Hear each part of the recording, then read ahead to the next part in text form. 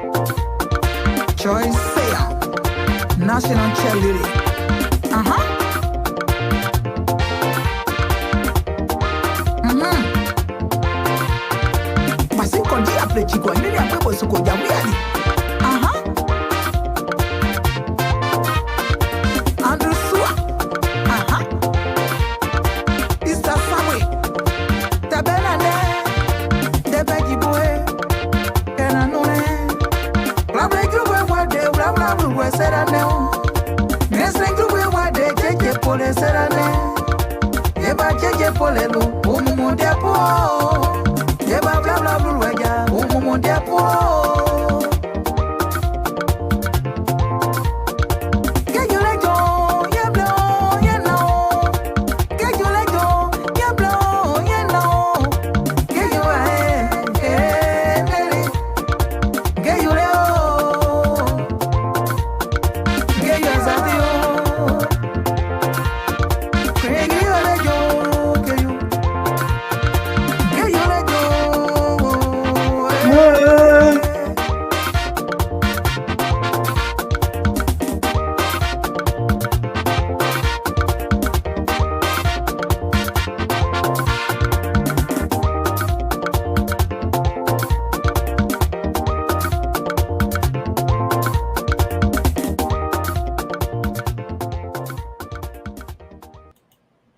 All right, guys, that's the queen. That's the queen there for us. So the queen of traditional music. That's Marie Yanamo. Let me see what I can do here with my sound or do some sound check back here. So the queen of traditional music. That's Marie Yanamo. All right, perfect. I just want to make sure we do the sound check to make sure we are okay. So, guys, welcome to another brand new edition of Voice of SINOE in the Diaspora with Dr. Saykarjeebo Esoteric. Please share the link for us. Do not hesitate. It's a splendid, wonderful, fantastic show coming your way this afternoon from Pennsylvania. All right, so we want to do one more selection and we want to be right back to start the show. So please do not hesitate to share the link for us, to share the show for us, and also we want you to also follow us on YouTube. It's Madison Freeman. On YouTube, you can subscribe and hit the notification button to be notified if we are on. Okay, let me again. I want to do one more sound check. If you follow me, my sound is okay. Please let me know to be notified if we are on. All right, there. So I see that my sound is splendid. All right, we'll be right back with another selection with Queen of Traditional Music, and this is the Voice of SINOE.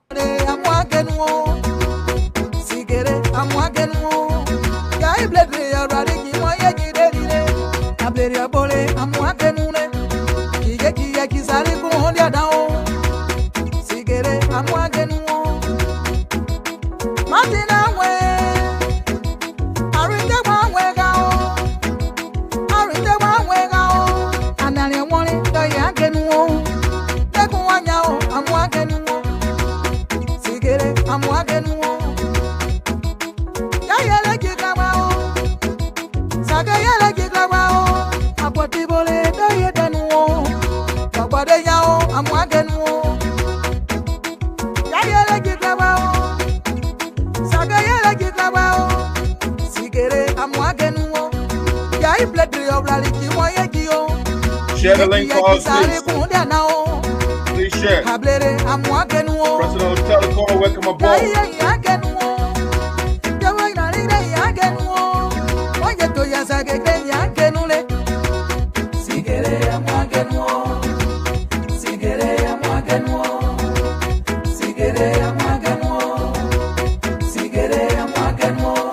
Mr. Mud, welcome aboard. Thank you for following. Please share the link for us.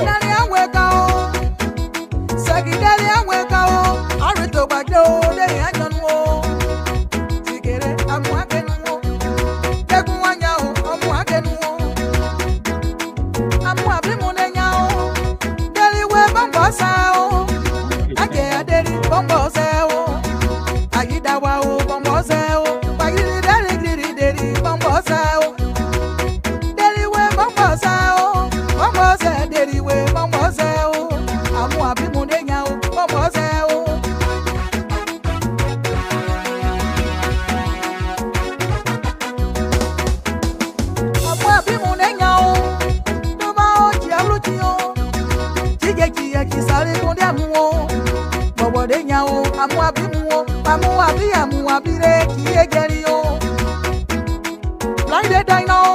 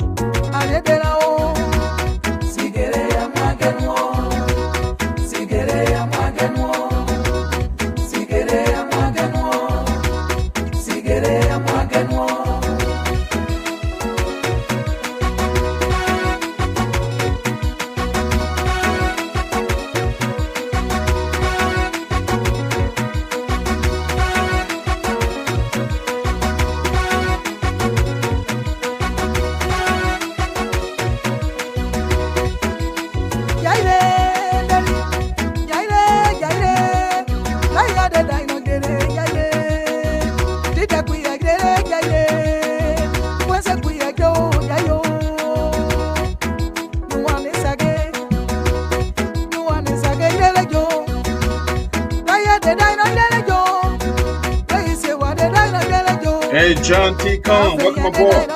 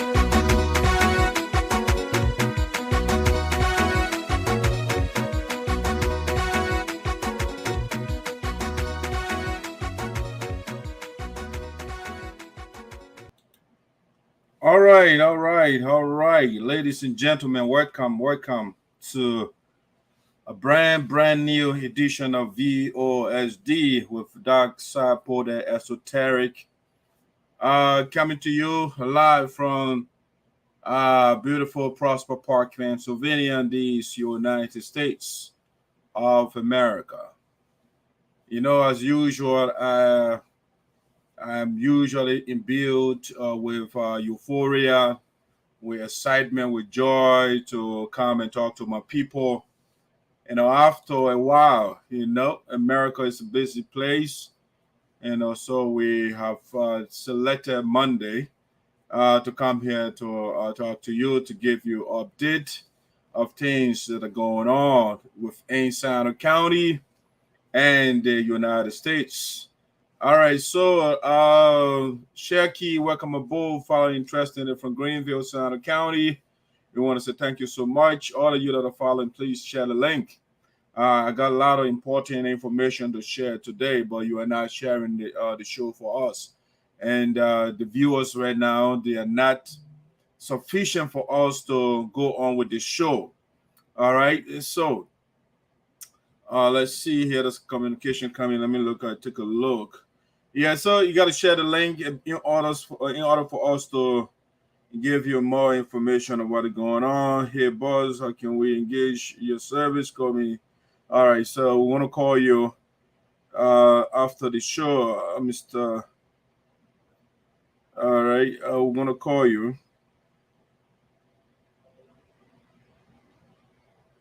after the show. All right, so guys, that's it. Share. I mean, I'm saying some people sharing it, but share it on your page as well. So because your friends are not my friends, you know, so when you share on your page, your friends will also get notification to know that VOSD is on. Okay, let's get started.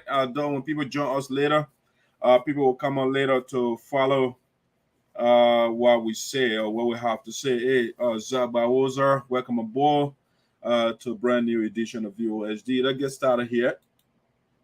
I know other people are following, but they are following through the speaker. They don't want Dr. Sayahkolo in the seat then, or they're afraid. So that I saw you watching Dr. Sayahkolo, and so you are not on my side again, you know. This has nothing to do with my side, your side. So we want to recognize the national president of our union, President Myers. Welcome aboard to VOSD. All right, let me see here. Let me get to what I want to talk about from the agenda. Hopefully you are having a wonderful day out there. It's a hot day in Pennsylvania today. It's in the 80s. I don't know about you. You know, I think Liberia right now is cool for them. Rainy season, you know, so the people are cool. And when it gets when the temperature drops to let's just say 70, that's cold in Liberia. All right, guys, let's get to what we have for you today on VOSD. I want to do a quick shout out to a young brother here from SINOE County of Federal SINOE. That's Hilton Jillo. Hilton Jillo will be graduating I don't know the exact day, but anytime this month, from the AMU Zion University in Liberia. He will be getting his baccalaureate degree or bachelor degree somewhere. I think it's in administration or something of that nature.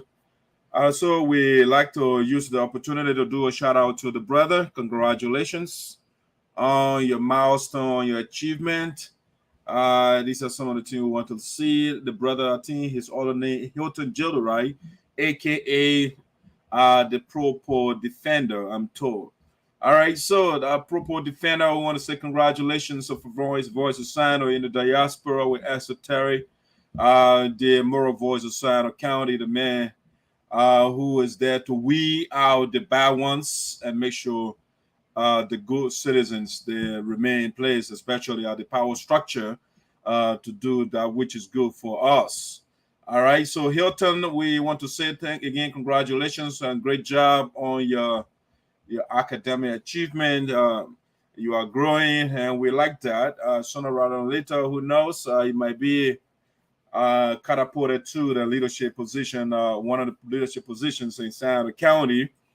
And at that point, Doc Saykarjeebo too will be putting you on a moral microscope because our job is to make sure that the right thing is done for Santa County and Liberia as a whole.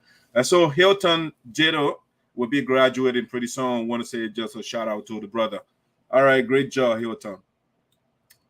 Let's see from preliminary VOSD. Let me see. Okay, no, I will annoy you with the reminder, right? I saw the reminder, the National Convention of the United Support Association in the Americas is somewhere around the corner. Sooner rather than later, we will be converging, or if you like, we'll be convening in the Red River Valley chapter of the USAA to fulfill a constitutional mandate.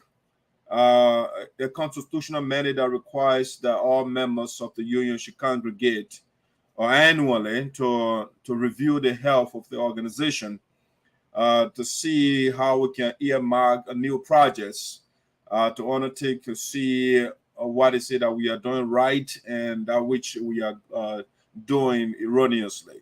And also, August the 4th weekend is the National Convention of the USAA, which is the United Support Association in Americas. And so we are inviting friends and brothers and sympathizers and anybody who likes to help, anybody who believes in humanitarianism, you are welcome to join us in Dakota for the annual convention of the United Support Association in Americas. And my little man, Lord Gay, welcome aboard. All right, so let me get to the next thing again. It's the flyer for the National Convention. Secure the date, the 4th weekend of August.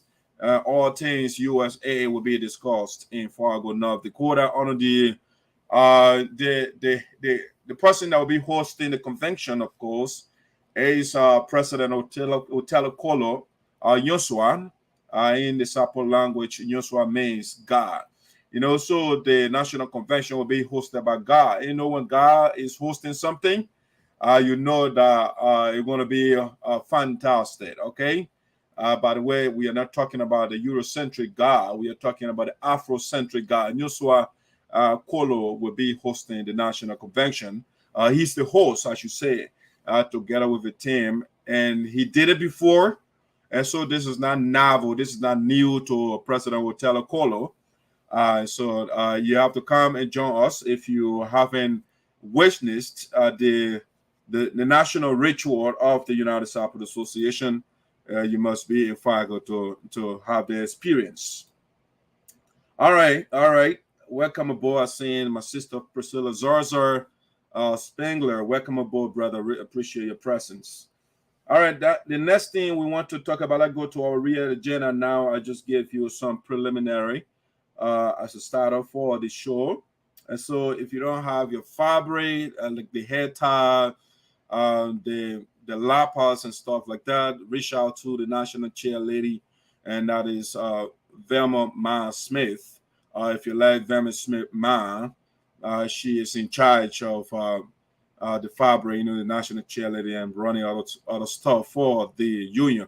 So reach out, not only Velma Smith, or reach out to Saykarjeebo Esoteric.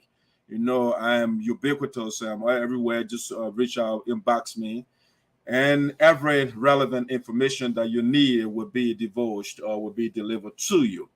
All right, let me go to the next thing I want to talk about today on VOSD. All right, let's get to one major thing here for today. All right, so this one we call USAA North Dakota to host a major fundraiser on June the 25th. All right, so again, the host chapter of the National Convention North Dakota, under the leadership belt of Otelo Seeyahkolo. The guys in it, they are innovative. They have the desire, the enthusiasm to do something for our people in Liberia. And so, not Reverend, but Seeyahkolo, together with the team, the guys, they had a supercalifragilisticexpialidocious meeting last week. And so during that meeting, a lot of splendid ideas were discussed. One of the ideas from that meeting is to have a major fundraiser prior to the National Convention. And so they have earmarked June the 25th to have a fundraiser to get some money in the organization account and to underwrite some of the cost of the convention activities. So June the 25th. This includes your humble 7 Saykarjeebo Esoteric. I will be in the Red River Valley to sensitize the global community with respect to the major annual event of one of the best organizations in these United States, at least the DIASPORA, the Liberian organization. And so, Dr. Saykarjeebo, I will be there.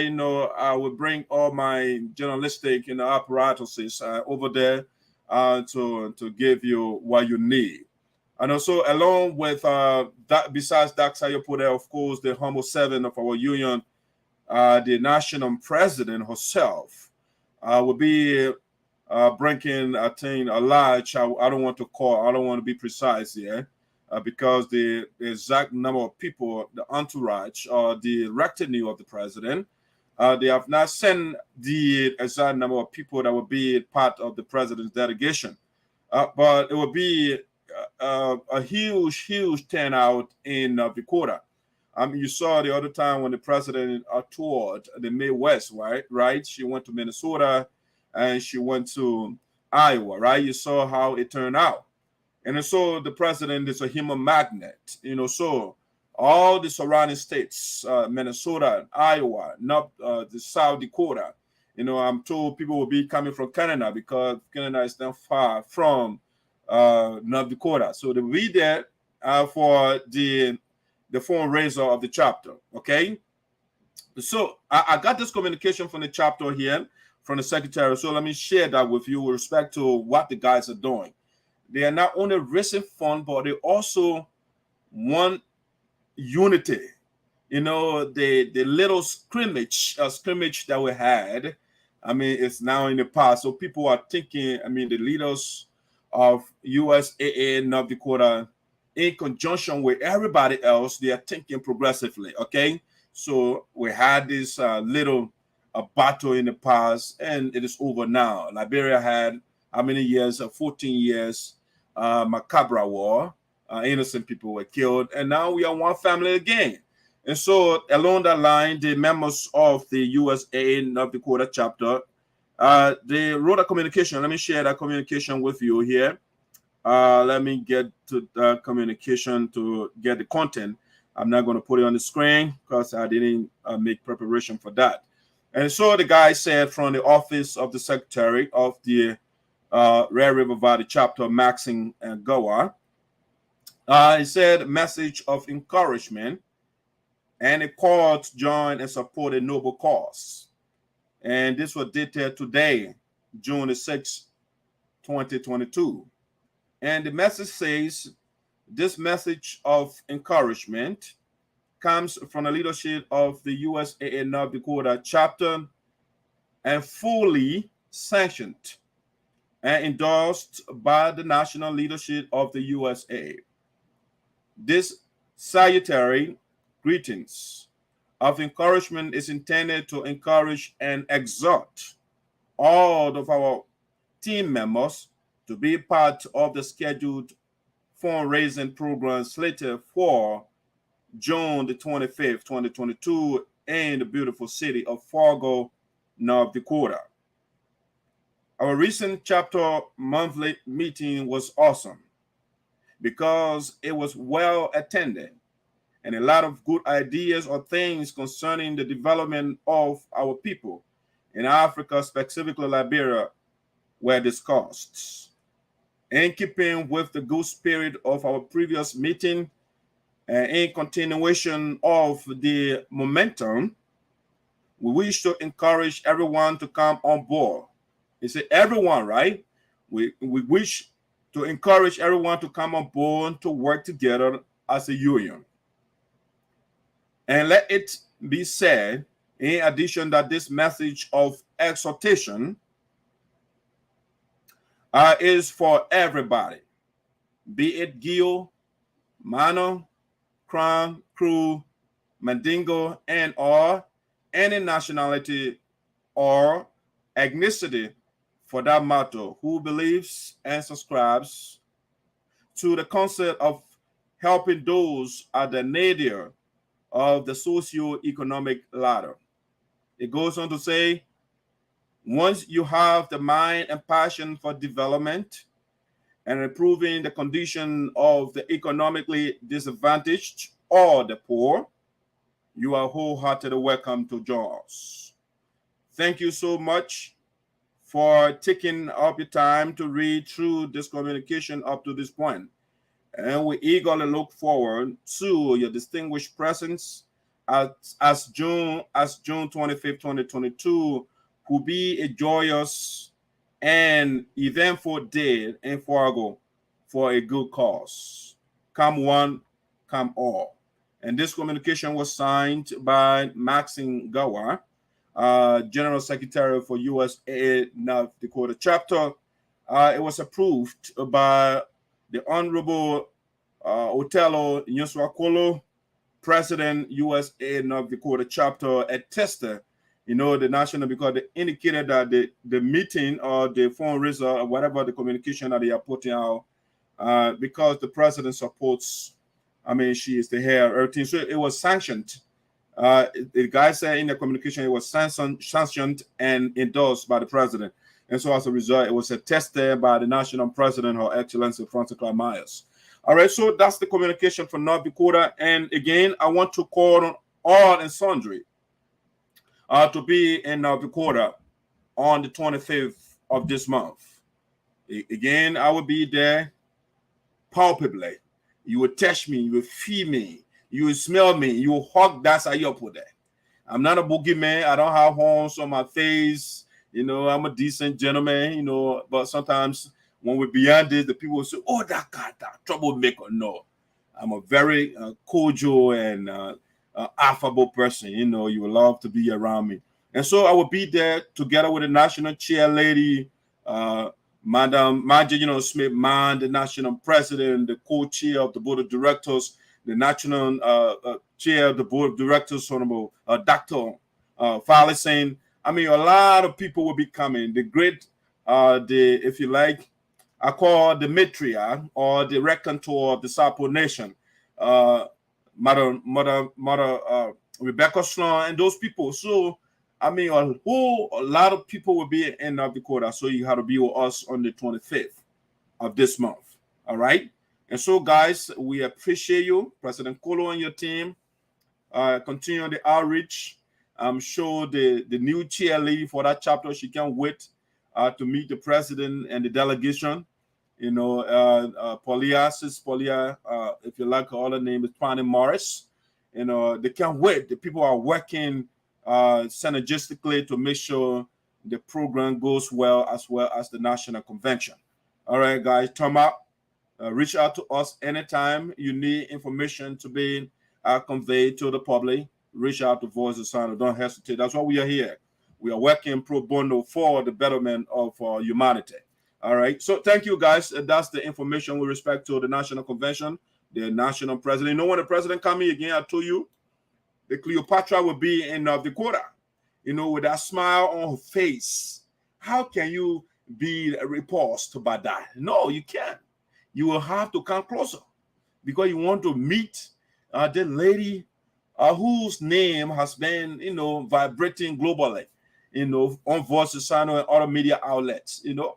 So come and meet President Francess Clarke Myers and great team, the national coordinator, Edith Poah, you know, the great chairman for the grievances committee, Honorable Jerry Massacre. I mean, you'll meet a lot of top-notch officials of the organization. Come there and meet the president, a friendly, very friendly and jovial. You know, she's not uptight, you know, and stuff like that. No, she's very humble. So come and meet the president. Encourage your friends if you are in the Red River Valley.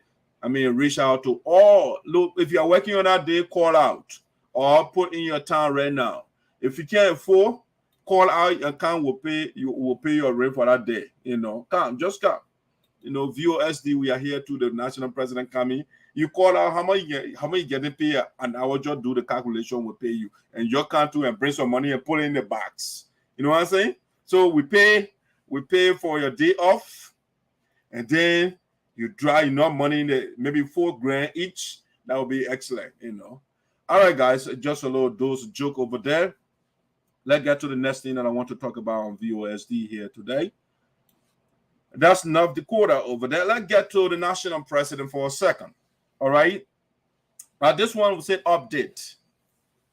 President Myers' diplomatic campaign to free our children from captivity.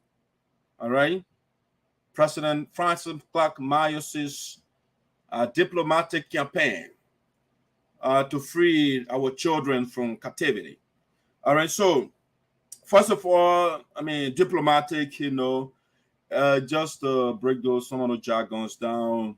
You see, when you are diplomatic, right, and two persons are fighting, for example, and if you engage those two parties, I'm just giving you an example, right, and then those two conflicting forces, because of your language precision, your ability to use appropriate language for the two sides to hear, to unite, that's a form of diplomacy. And so in diplomatic language, also a devoice of insults, you know, and bringing people down and talking down to people. No, diplomatic people, they know they have a pretty good command of the language. They are persuasive, not in a sinister way, but in a positive way. And so the president has been engaging top-notch global officials or country leaders. You know, so our children, the other time we reported to you, two children of Liberia, one from Nema County, and the other one, two daughters, I should say, and another one from Saykarjeebo County, Rina and Florence. You know, so we broke the story here. We wrote an article with respect to that, and we did all of that. So the national, it caught the attention of the national president, President Francess Clarke Myers. And so as a result, she has been using her diplomatic tools to reaching the relevant authorities and to see how we can secure the freedom of our children, the two girls in Oma, the UAE. All right, so let me just show the pictures to you again so you can know the girls that are in captivity. captivity is all I mean, they are slaves basically. They are in this kind of danger and bad and terrible condition. All right, so this is for example, this is Rina, right? Rina Smith from SINOE County. All right, this is before she was taken to whatever the bondage she is in right now. And this is Rina from SINOE County. All right, and this is Florence from Nima County. I do girls. Again, the economic condition is terrible in Liberia, and the girls, they are high school students, but they hardly afford to buy copybook for themselves. You know, their parents are unemployed. You know, so things are high in the country. You know, so as a result, anything, the people, the youth, they are eager to work, but the government is not providing the environment for the citizens to work. You know, so everything can attract their attention, especially when it has to do with work, because they don't want to be a bunch of beggars. You know, Liberian people, they are not beggars because the government is not creating the environment for the people to work, all right? And so every little scheme, whether Ponzi scheme or not, whether true or not, people will be cajoled and convinced about that. And so as a result, these people, they got some scammers. Basically, they are doing human trafficking in Liberia, and they get they get paid by that. You know, so this lady, she had contract with some people in the UAE, Omar, and so they will look for clients for the slave masters in the UAE. All right, the human beings, if you check the population of Omar, it's more than the population of Liberia, but they are not using their own citizens. They want black people, they want people, vulnerable, poor people, so they can use them. And sometimes they pay them, and sometimes they don't pay them at all. You know, so it's called slave wages. So that's why they're looking for cheap labor, people that will work for them, and then they give them little or nothing. So they carry these kids, they don't know what's going on. All they knew, they're going to UAE to better their lives, to do something for themselves and their family that are struggling back home. And also, but unfortunately, things did not go as planned. And so when they got there, again, this is before, all right. This is Florence, for example. So when Florence went there, this is how she looks currently. Okay, Florence, Rina, actually, Rina was, again, this is Rina before she was taken to Omar, UAE. All right, this is her right before she went, and after she got there, this is her right now. Rina thief, she was beaten severely. She has the doing all these things to her, and currently this is how she looks. You know, the last time she sent me some images, her belly was swelling up. I don't know whether she's still in the condition. I haven't spoken with her for a couple of days. You know, so they beat the little girl and took her teeth from her mouth and all that. You can see on the picture over there. All right, now this is also again, this is Florence from Nima County. So Florence too, this is how she was when she looking nice, beautiful when she left Liberia, and this is Florence right now. They beating her, her slave master spilled hot water on her. That's another image over there, you know, and kind of basically dismembered her skin. You know, that's how she looks right now. You know, so the president, this got to the attention of the national president of the USAA, President Francess Clarke Myers. So she has been reaching out to people to see what can be done to free these kids. And also, we just want to give you a little update on what the president has been doing. And also, firstly, the president been making calls, right? President Myers, she made a numerous calls to see, again, to secure the safety of the children. You know, so she called the Liberian ambassador to United States near Washington, Ambassador George Patton. She called him, made several calls, and the ambassador, yes, the ambassador right here of the Liberia to Washington D.C. or to the United States. So the ambassador has been pretty gracious. You know, he's a busy man, but every time President Meyer calls, he will return the call of the president. And so today, I think this morning, she was in church. I said yesterday. Today morning. Yeah, yesterday was Yasonic. And so she was in charge. She called. She had made a call to the ambassador, and apparently he was busy. So during his free time, Ambassador Patton called back and spoke with the president. She was in charge and returned her call, and they had a very wonderful conversation with respect to how they can free the children. I think he called the U.S. ambassador to what you call it, Dubai. I think they don't have an ambassador in Oman. So but the ambassador made a call, and some arrangement was made. And the people are saying they are willing to free the children now, but the slave master or masters, I should say, they are saying they want the money they paid, okay, for the children to be transported, their airfare and those things. So talking about, I think for it's a Rina. I think Rina the either if I'm not in a margin error, right? The two of them somehow missed the information up, but one of them what is left, I think is the girl from Nima County, Florence. So the slave master is only asking for just for the people to pay the girl transportation to leave from that place, whereas the slave master of Florence, Rena, all right, is asking for 1,500 plus airfare to leave Omar. Okay, and so that's why the president is working on right now. I'm quite sure she would reach out to the board of directors. We have a meeting scheduled for Wednesday, and so some of those things they are on the agenda.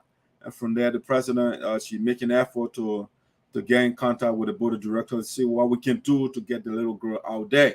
After all, that's why the USAA was established to seek. All right.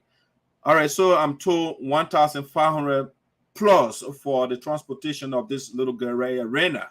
All right, 1,500, 1,500, right? Plus, and not just 15. The person is saying 1,500 plus. And for Florence, only transportation for this girl right here. The slave master is only requesting for her airfare to leave bondage. That's why they can pay her airfare to leave. And so they can only pay for the people when we are willing, or the people, the government of Liberia is waiting, or any organization. They have the Nima County Association here too. The President Myers, working in concert with our organizational leaders here to see what we can work together to get the children home to their parents. And so that's what is going on right now. We want to say thanks to President Myers for the efforts made so far. We also want to say thanks to our ambassador. That's how it's supposed to be. If you are an ambassador, right? An ambassador to for a country, especially in the case of Liberia, your job is to make sure you seek the interests of your people.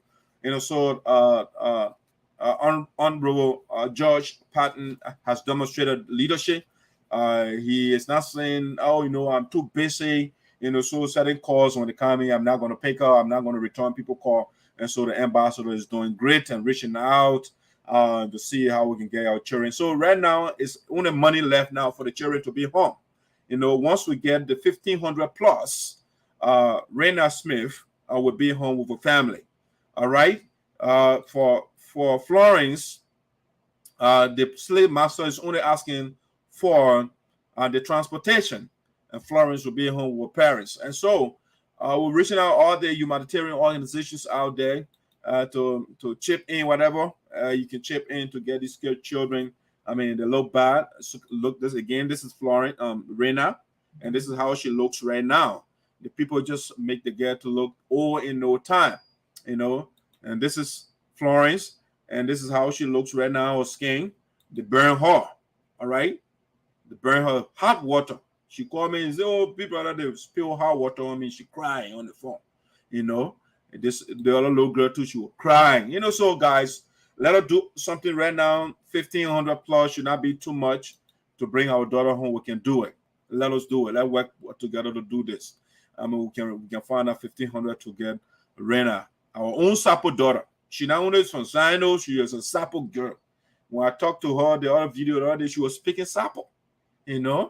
I mean, the little girl Florence, her parents also, they are calling me, oh, you are, please help us. So let's do something. Let's do what we can do to get the children out.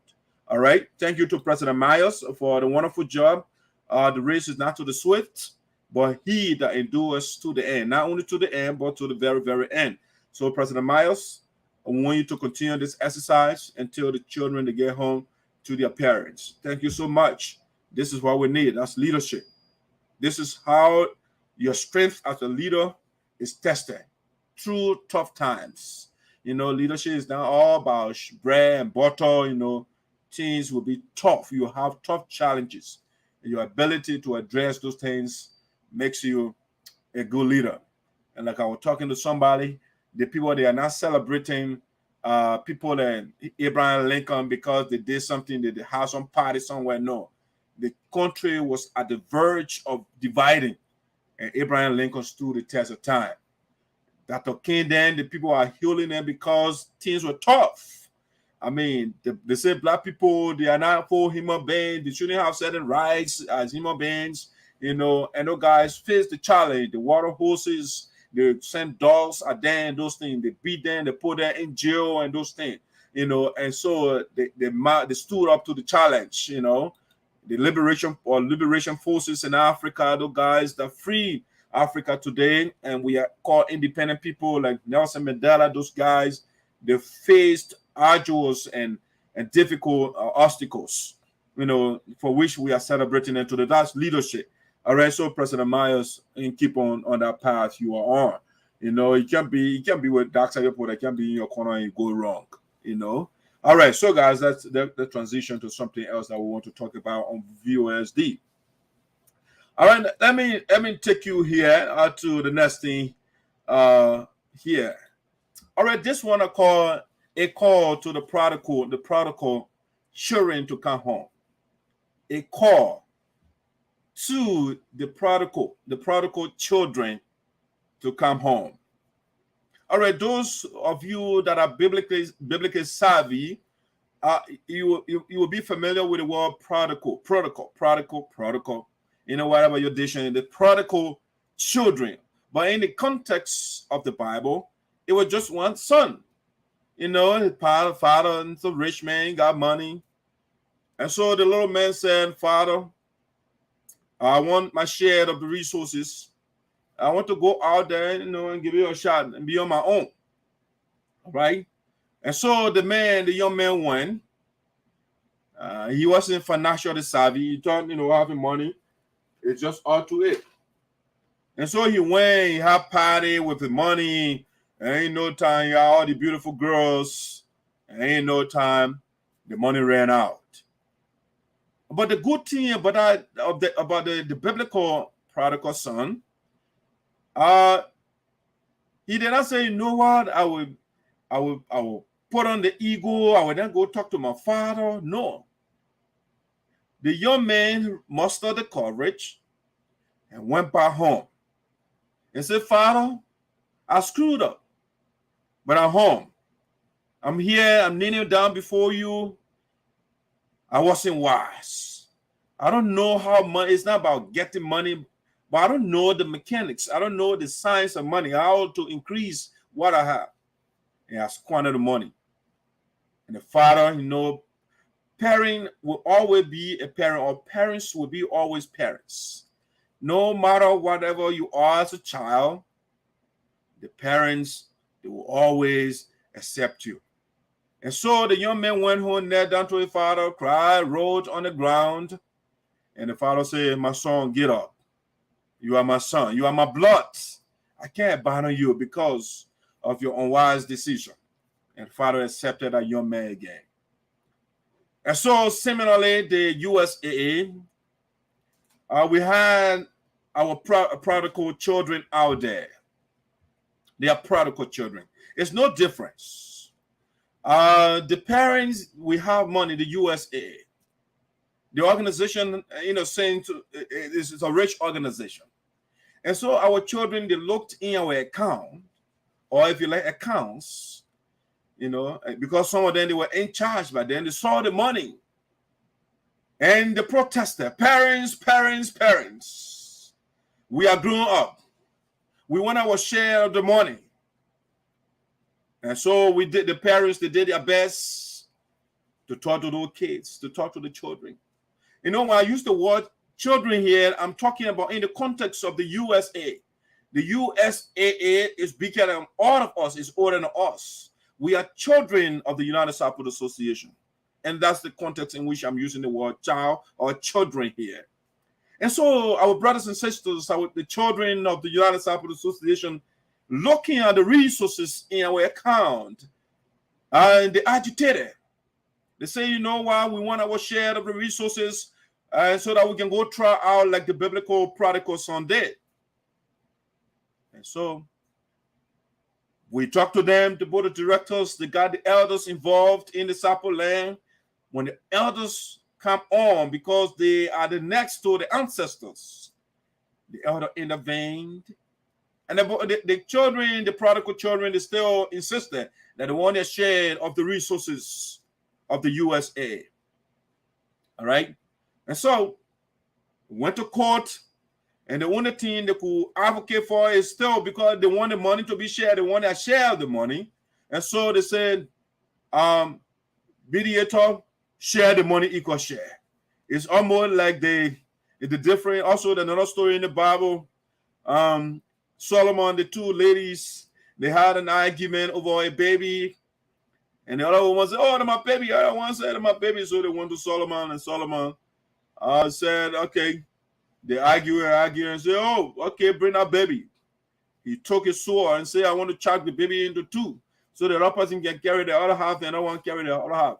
The woman who is not the owner of the baby, she said, yeah, go ahead. Because she has already rolled, she can sleep by. So she rolled on her baby and killed her baby and took her friend baby. And he said the baby is for her. And so Solomon being a wise man said, okay, I will split the baby into two.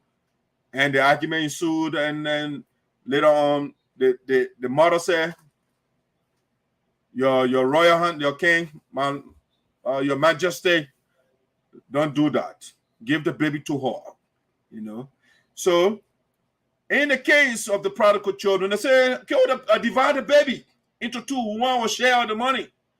And so the money was divided. Right now, the prodigal children from the local teams, they are isolated. And the parents are not happy. We, the parents, we are not happy. We want our children, all of us. Again, we are the children of the United Support Association. And so the founding fathers and the mothers, they did not intend for the children to be scattered. And so when you look at the name, they say united. That's a key word. And so they want the children to be united, to be whole, to be inseparable. All right? United. And that's what the founding fathers said. But the prodigal children, the protesters, they say, you know what? No, we want you to share the baby. You divide the money. And so they took the money. But right now, when we're having the function, we are, again, it's not strange. We are not strangers. We are one blood. Genealogically, we are inseparable. We got the same ancestors. We got the same DNA. Deoxyribonucleic acid. We have the same blood. We got the same diet.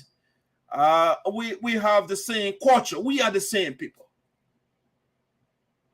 And so the parents are asking the prodigal children to come home.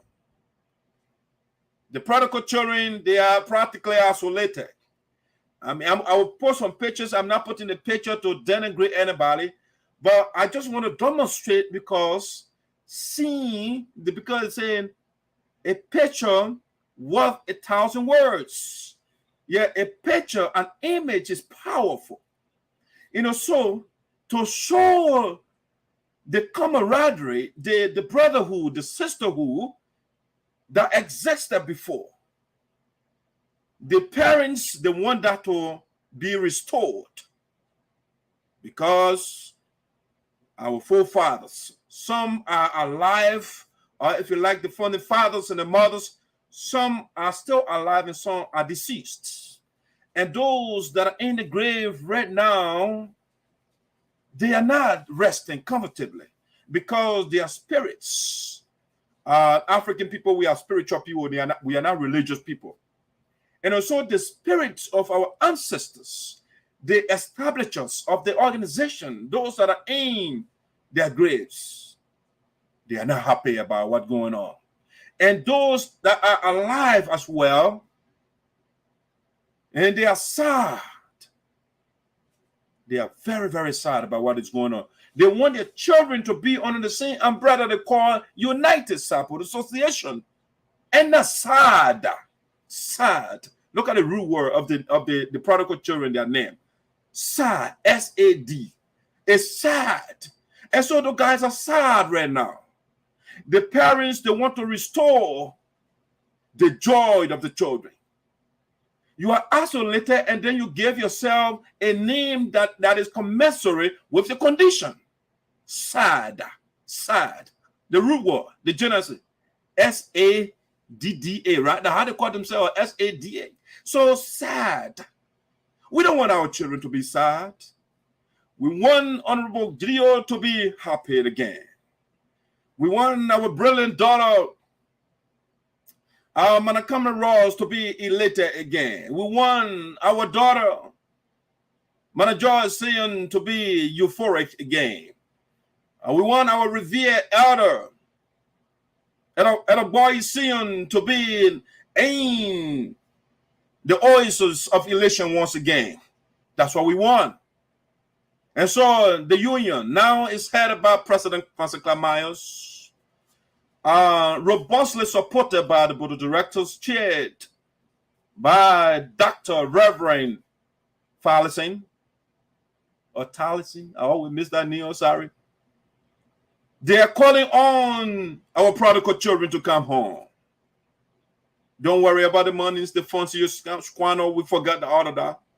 Like the biblical song in the Bible, when you came home, the parents did not say, oh, bring that money back. The father said, you will go find them. No, we forgive you.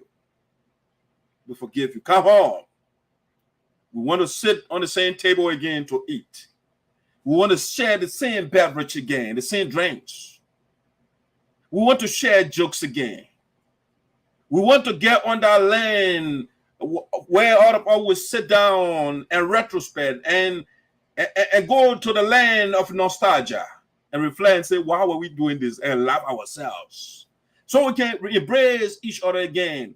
We want the atmosphere that we had one time. I can remember at the residence of President Francess Clarke Myers, when then the former president, Gio, the parents, everybody were together, they were behind him. When we gathered in the living room of President Francess Clarke Myers, there was no space in there. You could see the end, you could feel the energy. It was palpable. Anywhere, you could see the people are referencing the USAA. And so we want to call on the prodigal children to come home. Come to the convention. If say you are having your convention, well, after our convention, if you want us to come with the parents to make it grand, we can come and support you, because after all, the money that you generate, it will come back to the covers. In just the same way during the rift of former President Saykarjeebo Seeyahkolo and Honorable Charles Kroji, after the 7 years confusion, the money, the guys brought the money back in the covers of the organization. Okay? And so whatever you're doing is not necessarily bad. The bad part of it is to stay away from your parents. That's the bad part. You can't abandon your parents. No. That doesn't make you a good child. We raised you. We nurture you. And so you have to come home to your parents. Yes, we spanked you. Yes, we chastised you. And we did that with love. We didn't do that to harm you or just because we hate you. Because the support culture dictates that we bring our children up very good. We raise them well. And so when they go wrong, we discipline them. And so our discipline you should not be seen as though we detest you or we hate you. No, we don't. We love you. So you come home, children. President Myers is a mother. We have a father before in power. But mothers, fathers are a little bit tough, right? They are tough. And that's what got out to this point. Women, the mothers are far more strategic. They are much more tougher when it comes to certain things. And so we have a mother in power now. She is reaching out to the children. We tried before. She went to the wedding of Honorable Kula. She went to the occasion where our children were. But unfortunately, the kids were still mad. And they chased us out of that place. I mean, the best thing the parent can do, okay, in conflict resolution, when the children are mad, you give them some chance, That what conflict resolution says, when tension is high, you kind of back off a little bit. But we don't want our children to be isolated for too long. It is not healthy for the family. Along this background, President Myers and the entire union, the parents' organization, we are reaching out to our brothers and sisters. And so let me bring out the elders and the following of the children, okay?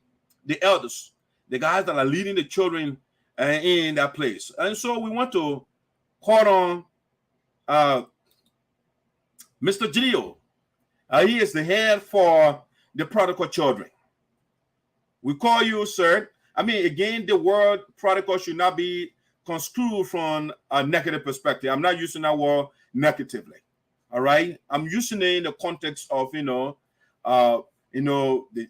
away because I'm not trying to demonize anybody here. Okay. And so, Mr. Gio, it would be disingenuous for anybody to say you did nothing good. All right. You did something good on the tutelage of your parents. When you were on our guardians, especially for the Genesis, you did good. You were listening to us. And so you proceeded well. But once you started listening to your peers and you marginalized your parents, that's when you started going wrong. And so, sir, we chastise you guys. We punish you. We discipline you, not with bad intention, but in good faith. All right, so you come home. Manager saying, the ladies, you are powerful people. In the Sapo land, the women. See the union right now. I know why the union is growing expeditiously or fast. You know why? It's because of the women. If you look at Minnesota chapter right now, that's a lady, a nurse. She's a mother and she's a nurse. Nurses to take care of sick people. And so that chapter was sick. And now a nurse and a mother is now in charge. So you can see the Minnesota chapter is back on her feet. Okay? That chapter was practically dead. But the nurse, she has inoculated that chapter. The virus has disappeared, or is there if you like. And so you come on board. Manager Senior, great. You did great in the past when you were honor us, honor the parents. But the route you're taking now, we don't like it with the children or the parents. We don't like it. You come home. Talk to Mr. Gio. You come home. Once Manager Senior and her sister, beautiful lady. I mean, the one thing I love about Sapo ladies, they are very beautiful. The beauty lives in the Sapo land. Anybody you see from SINOE County when they're ugly, they're real SINOE. No ugly person in SINOE County. Everybody beautiful. Our beautiful and smart and intelligent, she has interesting Samfoa. Her equanimity is impressive, And she got it. You can see Madam Kamala Ross, she's looking beautiful. You can approach her easily, you say with her as well. She can have a decent conversation, So, Madam Ross, you come on board. You come home. I want to sit with my B sit again, so we can have a nice conversation. I know I got you angry before, but that's the nature of we the parents. When we are angry, sometimes we have to chastise the children. We got to punish them. I'm not saying biologically, literally. No, I don't want to be talking to the lady like that. But I'm talking about in the context of the Sapo culture. The men are the fathers. and the women are the mothers. All right. So I'm talking to my daughter from the context, from the cultural perspective.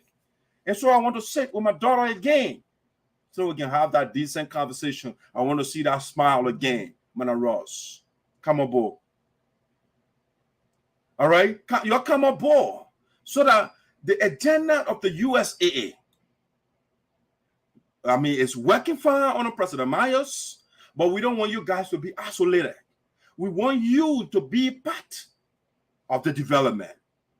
You don't want to be in a SAD organization, which you call SADA, SAD, S-A-D. The first word, that's SAD. We don't want you to be sad. We want you to be happy. Come on, Mana Ross. My own, that's one of my favorite persons in the union. I'm talking about the entire union. I'm talking about SAD, that, the SAD people know. Mr. Andrew Suah is my favorite person. It's up to this point. The man is a nice man, very nice man. I love his work ethics. When you give Mr. Suah a job, rest assured that job will be done. And professionally too, not sloppy work. No. During the convention, the man will be on his feet and working. And we want that energy again. Because, again, united.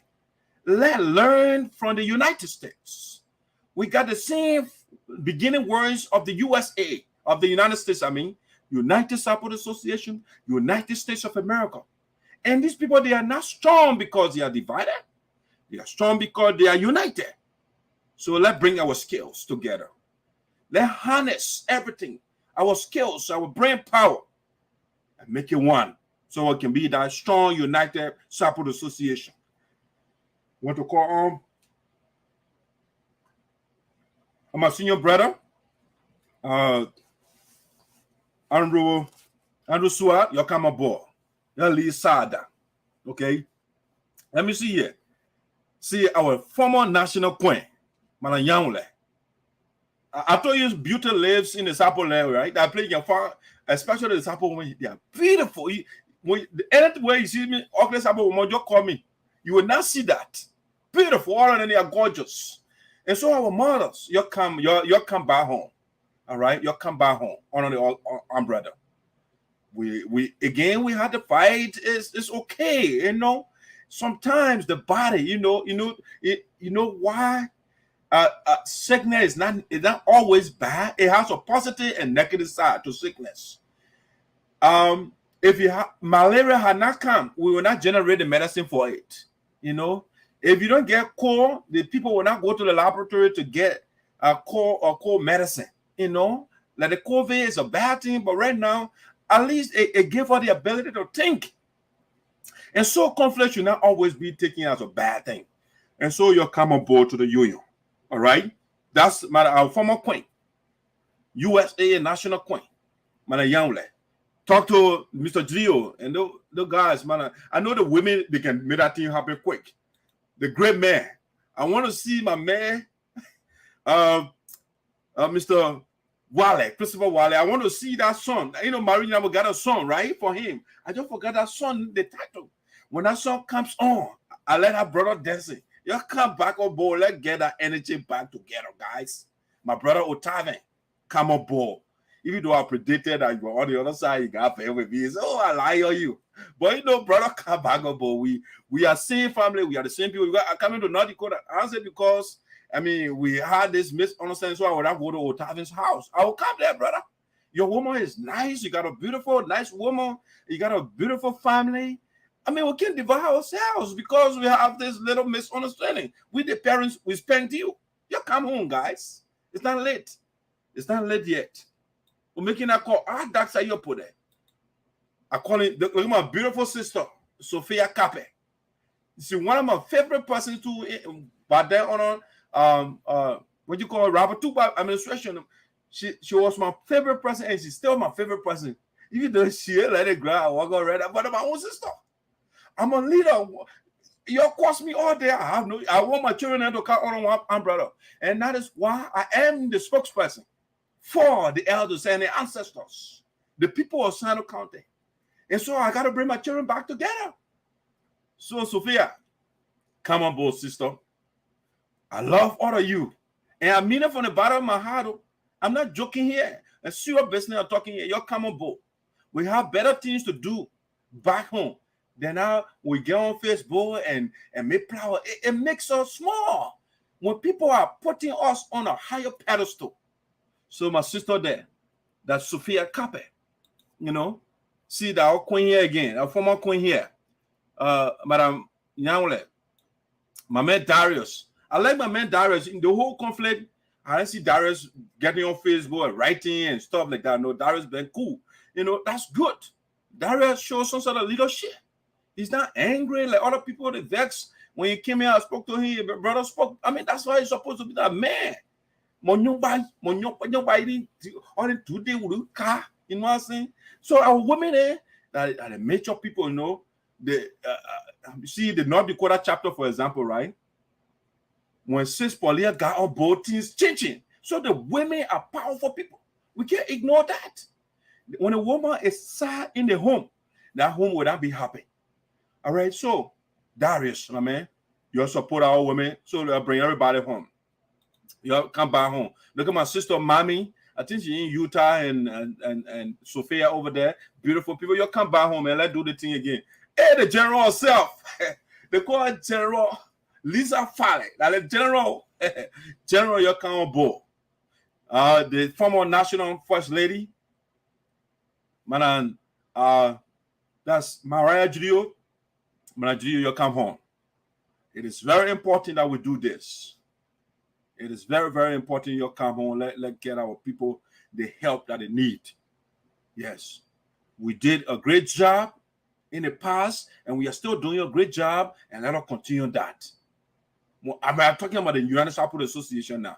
You know, my children, their organization, we don't know what they have done so far. Sad. You know, how can you put yourself in a sad bracket? You can't do that when your parents are still living. We are here to support you. So you can't make yourself sad. Sadder. Why you get yourself that kind of name in the first place? Sad. No, you can't do that. We are not going to be here for you to put yourself in a sad circumference. So, General Lisa Fale, you'll come home. I don't know a general of what. I don't know that one. I don't go into detail what that was. But you'll come home. You know, the elders, I know some of the children, they get angry. They say all sorts of words to their parents. Again, that what we are in the simple language, you know, monu de or monu nyon kawa, or when you are a leader. Name kuo. You know what kuo means, Sapo? It means you are a dump site. So everything they will put it on you.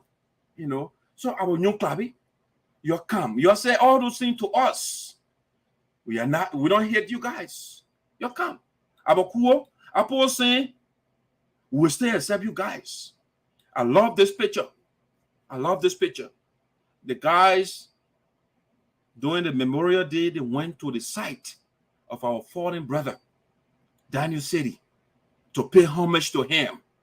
This picture is poignant to me. And that's what I want to see. For us to be one family again, to go and show solidarity to the deceased and the living. Let's support each other. That's a good picture here. That's what I want to see this. I won't want to go to Minnesota. That's why I come to the cheerleader once again. I don't want to call the cheerleader. And then she was saying, don't call my phone again. And then she's very, I can't stop it. That what makes me a parent. I'm a parent. All right. The great man, Mr. Sister talk about, I love the man loyalty. The man is loyal to Mr. Gidio. You know, that's good. You know, but sometimes loyalty can become, it can transform, transmogrify into extremism. You know, you can't do it that much. You know, so Mr. That's Tobo, Mr. Sister Tobo, you'll come back home. We still love you. My own man, my own senior brother, Slappy Snake. We used to joke, the people that will call me, we'll have conversation. I don't know what I'm gonna be. Yeah, okay. The brother will call, you know, we'll joke around for a while now. I haven't heard from him. You know, my gadget collapsed the other time. So as a result, now I lost all my contacts. You know, so and I'll still improvise, use Facebook and see what I can reach out to the brother, but I haven't seen him for a while. You know, but he's cool. We still tell you, call me my picking. Let's start to do something. So now, Mr. Sine, you come back on board. Your man Boto Jawi. I mean, come on, how can President Francess Clarke Myers graduate and we don't see you? How is that okay, brother? We don't want that. You got to come aboard. You guys got to come aboard. My own senior brother the other day called me in Kuli, Mary said, "My begin you very well." I said, "Big brother, I'm not very with you guys. I'm a leader. I am a leader. I will make people vex with the truth, but it doesn't mean I hate anybody. No, I don't." So, Mr. Stebisne, you come aboard. Don't isolate yourself. We have all the functions here. We don't see you. This is not healthy. That's the isolation we are talking about. America in of itself is difficult. It's a difficult place. And so when you isolate yourself, because, we are social animals, so when you break yourself from your social group, it has a psychological impact on you. And we don't want that. When people are isolated, that's when they start to imbibe excessively, the drink and those things, they can have impact on it. And so we don't want any of our children to get in that situation. And so, Slebby, senior comrade, you come home. My man, the senior brother, this brother was brought on board by President Francess Clarke Myers. We had a local chapter here. He can pray very well. He loves Jesus. And so one Evangelist James got to come back again, and so that collectively all of them can pray, and hopefully Jesus will wake up, wherever he is, So I got to come by, praying, isolation.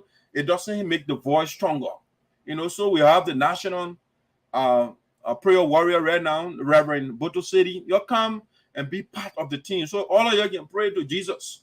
Even though I'm not in favor of that praying to Jesus thing, but but you'll come home. Reverend, you'll come, let us do the right thing for our people. You went to Liberia the other time, you brought the newspaper, you carried some relief supplies to our children over there. Individual, we can do our individual thing, but it will not be as substantial or impactful when we are together. So evangelists, you come back home. I know it's hard. This is hard, but it can be done. This can be done. You come home. Let's get this work done. Now, Madam Poah, see, my own elder, Boise, a very nice man. Very nice man. When it comes to religion, he and myself, we're on the same page. So, the man is far, he has a vast experience, so I used to call him, when a commotion came, so I can go on the people's skin, right? And so the elder got a little irritated. But, Father, we want to call you back home.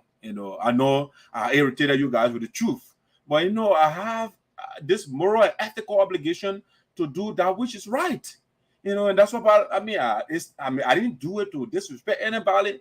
And that's why I didn't insult anybody when I'm doing my stuff. I just get the facts, and that's it. And people get angry, But I used to call the elder. He would give me more biblical argument, how to diffuse and how to scatter the Bible and those things, And he used to give me knowledge. He said, "Begin, you gotta write a thing. When you read it, come bring it to me. I will edit it. Anything you want to put in your book phone, write something." And I've been doing that. I got my journal now. I think I got over close to 300 pages now. The stuff I'm writing, So I want you to look at that. If possible, to give me a forward, of that piece, that I'm writing. All right. So elder, you come aboard. You come back to the parents, the parent organization. All right. So that's it, guys. The prodigal children, we wanted to come home. The prodigal children, our children that went away. The resources, they want us to divide the resources, and we did, but the parents still get money. The money in the parents, our account still growing. We want you to come home. The money is for you. That what we are parents for. Everything that we have earned is for you, but we want to train you properly so that when we leave, we'll be confident that you will properly utilize the resources that we are bequeathing to you. And that's what we are doing. We don't hate you. Every parent wants their child or children to be responsible. And they train them, they want to be the representation of the parents, to be the epitome of good people, and that's what we want for you guys. We don't hate you. President Maya does not hate you guys. She's reaching out. The chair of the board reaching out, the co-chair, Buto Jawi. I'm saying everybody, and that's how you put it, of course. I am the glue to the union. When I say no things will go south. Once I say yes, things will come back. I am saying yes. The much revered, or should I say the most revered lady in the Sapo nation, my dear mother, she was insulted. And I'm not mad at you guys for insulting her. I said, come home. Our leader. So apo asenko amwadu ka our ajaban, you know. We take care of you. We care about you. How can we look at our children to be in a sad organization? Sada. No, we don't want that. We do not want that. So you come home. We don't want you to be sad. We want you to be happy, joyous. Yes. We want you to see you to be that rambunctious children again, jumping around with elation. We want to see you again. We don't want to see you sad. You're coming aboard. All right, so that's the call to the prodigal children. They will listen. I mean, now they are throwing tension. It's fine, but it's too, you can't throw tension too much. Then you are harming yourself. We want you to be healthy, and happiness is how it contributes to healthiness. Okay, you can't. Sadness is not good. You know, sometimes you put on this facade, you think you are dancing on Facebook. We can see that it's not genuine. We can see that, we are not pairing for nothing. It comes with experience. When you say you are a parent and not just on you, we've been around for a while. Someone will see when a child is pretending. We can see, we can know. When a child is genuinely happy, we can detect it. We can know. So sometimes, you know, we see you guys, 3-person gather somewhere to dance. I mean, you get somewhere, you honor yourself. Come on. That kind of isolation is not good. It's not healthy for you. We want you to come again so the cheerleader, the national cheerleader, Rina Smith, she can put the red carpet down for you. That's what we're talking about. We don't want that. Sad. Look at the names. How can you get yourself that kind of name? You are isolated, you are by yourself, and you call yourself sad. Sad. Tandu sad. When you say sad, it means you're not happy. That's what sad means. So your status, your name is commensurate, is insane with your situation, with your condition. Sad. No, we want you to graduate from that sadness. No. It's United Sapo Association, or should I say United Ebolian Sapo Association. It's a happy organization. So you're coming. Let me look at some of the comments that are trending right now. I got better topics for you. Check your inbox. It looks like your topics. No, this is important. I am a parent. It's a very important topic. You can't say this is not, I'm not devoid of topics. No. I got multiplicity, and this is very important.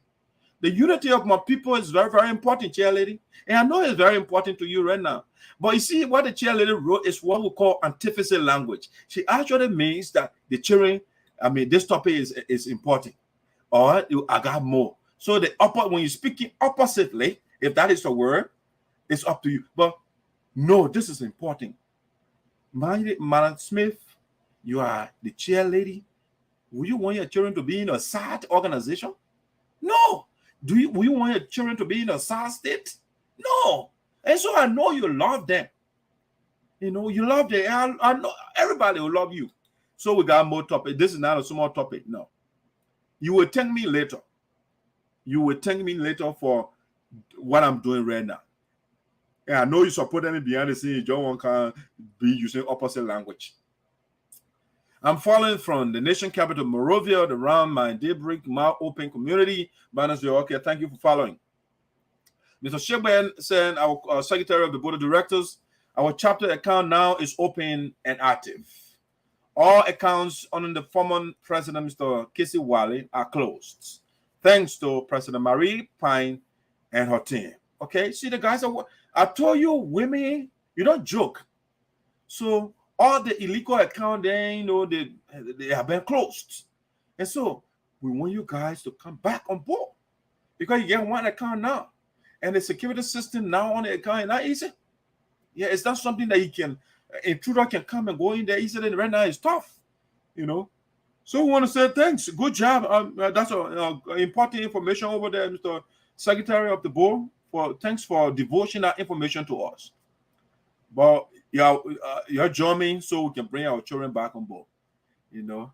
But during election time, when I be easy, I want my children to be on the same roof. But during election time, I want the right people to be in power. I'm not trying to scare people, but I just tell you, I'm trying to be honest because I was taught by the elders to be honest. Don't deceive people. Don't trick people. I don't believe in shenanigans and those things, you know, chicaneries. And no, I don't believe in those things. So I'll tell you the truth. So you'll come aboard. President Myers is waiting to receive all of you, you know. Watch it.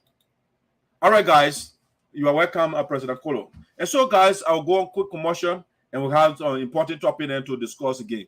But we needed to have done what we have done to reach out to our children. It's not good for them to be in a sad organization. I'll be right back. Okay. To all my fans around the world, my name is Rina Smith, the queen of traditional music. The only thing I want you to do to subscribe to my YouTube channel. I'm on Facebook, I'm on Instagram, I'm on WhatsApp, I'm on Amo. Just subscribe to my channel. Promote me, my fans. Subscribe to my channel. Subscribe, guys. Thank you.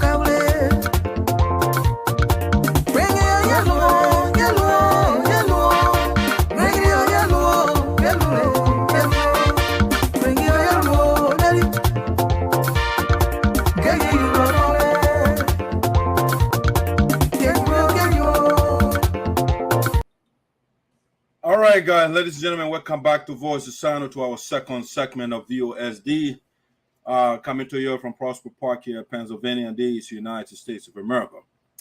You know, just so you don't misunderstand what is obtaining here. I mean, I got a second thought when I want to break, and people are saying, "Oh, and that's how you put there. Are we begging the people?" No, this does not amount to begging. It just simply means that we are leaders. And leadership is not something that is bread and butter. It's a tough situation, you know. And so, being the parent organization, we have an obligation to reach out to all of our children. It doesn't mean we are backing them. No. It's just a courtesy call to them. They can come aboard, or they can stay in the SAD organization, which they call SADA, you know. So it is not begging. If you did something to your parents and they call you back, does that mean the parent begging you? No, not necessarily. No, the parent can beg you when they wrong you. But in this case, the parent is not wrong. What the parent, they discipline the child or the children, and the children are angry. And after a while, the parents say, "Oh, come and get food, come and get something to eat." You don't want your child to be hungry and sad. No, this is not supplication. And this is called maturity. This is called leadership. We are the leaders. I know it's uncomfortable for some of you. It's uncomfortable. But under the watch of Dr. Yopude, you will all be strong. You will not be doing it. You're not talking to the other person. No. You will talk to everybody, whether you like it or not. I will make you to do it. I will make you to do it. Now, let's switch to something else. Does Baso need bad medicine? That's a serious question to ask. I mean, that's the Liberian people have that cliche. Baso needs bad medicine. But I'm asking in the case, actually, does Baso need bad medicine? The effect of Saykarjeebo Seeyahkolo. Does Baso need bad medicine? The effect of Saykarjeebo Seeyahkolo. You see, this question is, the answer to that question is yes and no. In certain situations, a Baso needs bad medicine. By the way, it's a metaphor. It's not literally. So our people, they love this metaphorical language. So sometimes a Baso needs bad medicine, and sometimes it doesn't. Okay? Sometimes when you apply bad medicine to a sore, it exacerbates the sore. It makes it worse. Okay? So it is not always, but sometimes you need the bad medicine for that bad sore to heal it. And so I am trying to look at the effect of the intervention of Seeyahkolo in the union. I want to look at that. And before I get to Seeyahkolo, I'd like to take you on a historical safari to see what actually Baso needs bad medicine. Without giving you a precise time frame, there comes a time in the USAA where we were one people. And then something happened along the way. I'm not going to name all those things, but corruption and all those things involved. And so, certain people, the former leader back then, his time was over in office. We wanted to go to Liberia. $10,000 were given to save our people in the middle of the virus. The money was consumed. It wasn't given to our people. In the midst of that, the president wanted to go to Liberia. He requested $7,000. The board of directors said, no, sir, we need accountability of the $10,000 first. The president got angry. Long story short, he went to Liberia, took the money, and went to Liberia and came back. The board of directors, they corroborated, they did a research, they ascertained that yes, additional money was removed from the account, and therefore they sent a communication in keeping with the Constitution and say, Mr. President, your time is over, therefore turn over all the assets of the USA in your possession to the board of directors. And that's why they call them the board of trustees. They are the trusted people. All right? So they have the right to make that decision when a leader is not proceeding the way they want the leader to proceed. The board of trustees, they are the trusted people. So long story short, ladies and gentlemen, so the friction came. I'm talking here, Baso. Does Baso need bad medicine? And so the former president carried his team on the other side and the union on the other side. And so different forces, they got involved. And so in this case, these forces are good medicines, okay? And so the first intervention that was made, not in chronological order, not in historical order, I'm just giving you something randomly. And so the women, they put together first and say, okay, how do we solve this? How do we heal the soul? It's a soul that was created. And so the women put together, led by the national queen, Her Royal Highness Diana Carla Williams. They say, how can we intervene? They put mechanism in place to reach out to the both sides. Then the board of directors, the board said, we are waiting. They went to the former president of the team, the guys, they said, we are not listening to you. And so a good medicine was applied to the soul at the time, and did not yield a good result. And so those ladies, they went and sat down in a little corner, as they would say in Liberia. And now again, another thing came. Let's just say a good force, for example. Let me take it one at a time.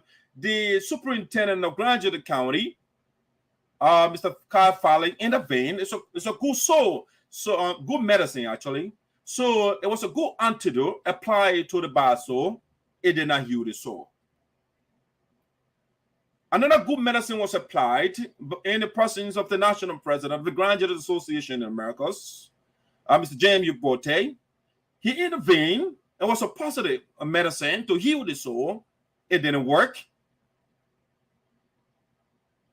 I'm told the president of the Grand Jury Association in the diaspora, Fred Guion, made several calls to heal the soul. His calls were ignored. The youth, or if you like, the concerned members of the USAA, is another good medicine, good remedy. It's a positive medicine. It's not a bad medicine. So they put together, headed by Edith Poah, co-chaired by the great Claro Manning Senior, and they applied the antidote to that bad soul. And it did not heal the soul. I'm asking the question, does bad soul need bad medicine? The effect of Seeyahkolo Saykarjeebo. And so the last arbiter in the land, they came through. The elders, they came, they intervened, they were insulted, they were talked down to. That good medicine, the elders, they were turned down. So the good medicine did not heal the bad soul. And then we went to the laws of the US. We went to the law. It was a good antidote. With that antidote was applied, yet people are still insulting. The insults continue in the land, all over Facebook. And so we came in the era of Saykarjeebo Seeyahkolo. This now brings me into the effect of Saykarjeebo Seeyahkolo. Does bad soul need bad medicine? The effect of Seeyahkolo, Saykarjeebo, or Saykarjeebo Seeyahkolo. And so all the history I just gave you, the good medicine was applied to the bad soul. It didn't heal the soul. In fact, the people that created the soul, they were doing everything to make the soul worse. They don't want to listen to the good medicine. And so the bad medicine came. Before the bad medicine came, before Saykarjeebo Seeyahkolo came, it was James Yonte. By then, he was using bad medicine for bad medicine. You cost me, I cost you. And so James Yonte is not around. All of a sudden, we got this mysterious guy called Seeyahkolo, or Saykarjeebo Seeyahkolo, came up. And he said, you know what, this cussing, since all the people that I just named, the good medicine, or medicines, I should say, they didn't heal the soul. Let us try the bad medicine and see. What are the cussing, they talking down to people on Facebook will continue. And so we have Saykarjeebo came up and start to curse people out. And all of a sudden, we don't see people cussing no more on Facebook. So the question again is, does bad soul need bad medicine? It looks like it. It looks like it. In certain situations, bad souls, they need bad medicine. And so Saykarjeebo went and cuss all over the place. And all of a sudden, we can see people cussing again. So yes, sometimes a bad soul needs bad medicine. The effect of Saykarjeebo, we can feel it now in the union. Once again, we can see our brothers and sisters insulting our elders, our mothers on Facebook. The effect of Saykarjeebo Seeyahkolo. I love the effect that it has on the union right now, because I do not want my children to be on Facebook and insulting each other. I love the quietude. It's good for our union. It's good for our elders that can go on Facebook to curse. They don't want to be insulted. And so, bad soul or souls, they need bad medicines at times. The effect of Seeyahkolo, we can feed it now. We can feed it right now. I'll call the Reverend later. Hello?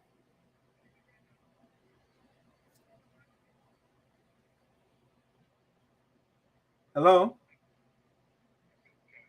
Yeah, I'm on the show. You want me to call you back? A voice is signing up.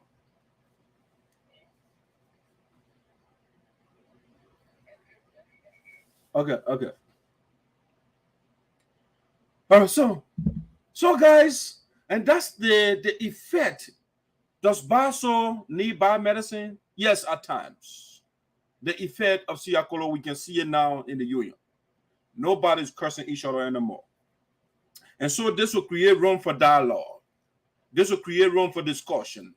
Because once people are cursing each other, who want to talk to their friend? But right now, we can find a way now. The grievance committee headed by Jerry Massacre, they can start putting mechanisms to reach out. I think the tension is dying down through the bad medicine of Saykarjeebo Seeyahkolo. Yeah, the bad medicine. It quiet down the other bad medicine or the bad soul on the other side. The bad soul that was spreading the venom and the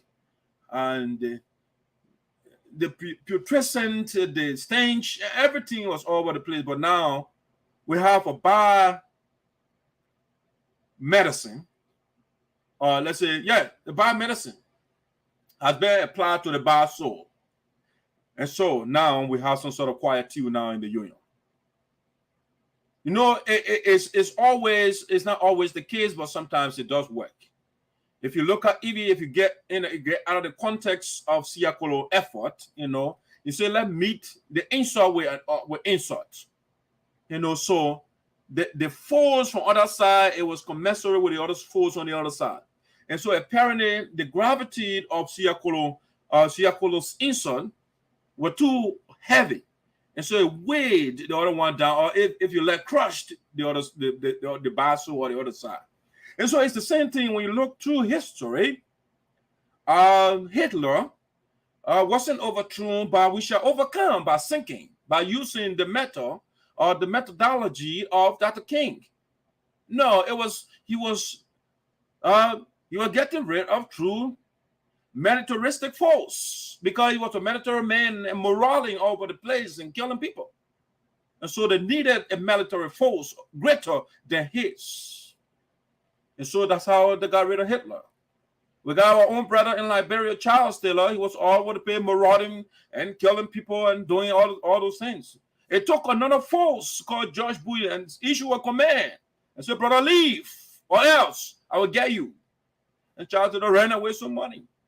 It's so not bad souls that need bad medicine. Not always good for you negotiation all the time. No, sometimes you need a force. Bin Laden, they didn't go. The U.S. never didn't get him by putting a hand on and showing where handkerchief. The guy, they never see one day and got the guy from that compound. Obama get it order.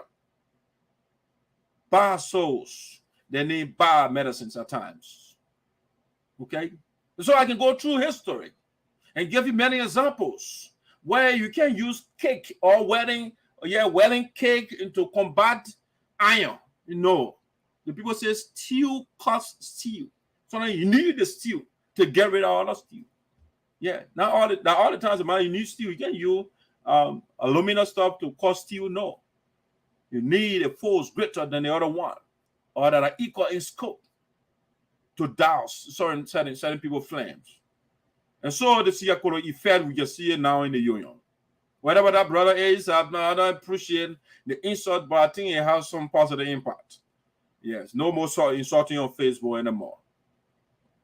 And so I think Seeyahkolo needs an war. I think so.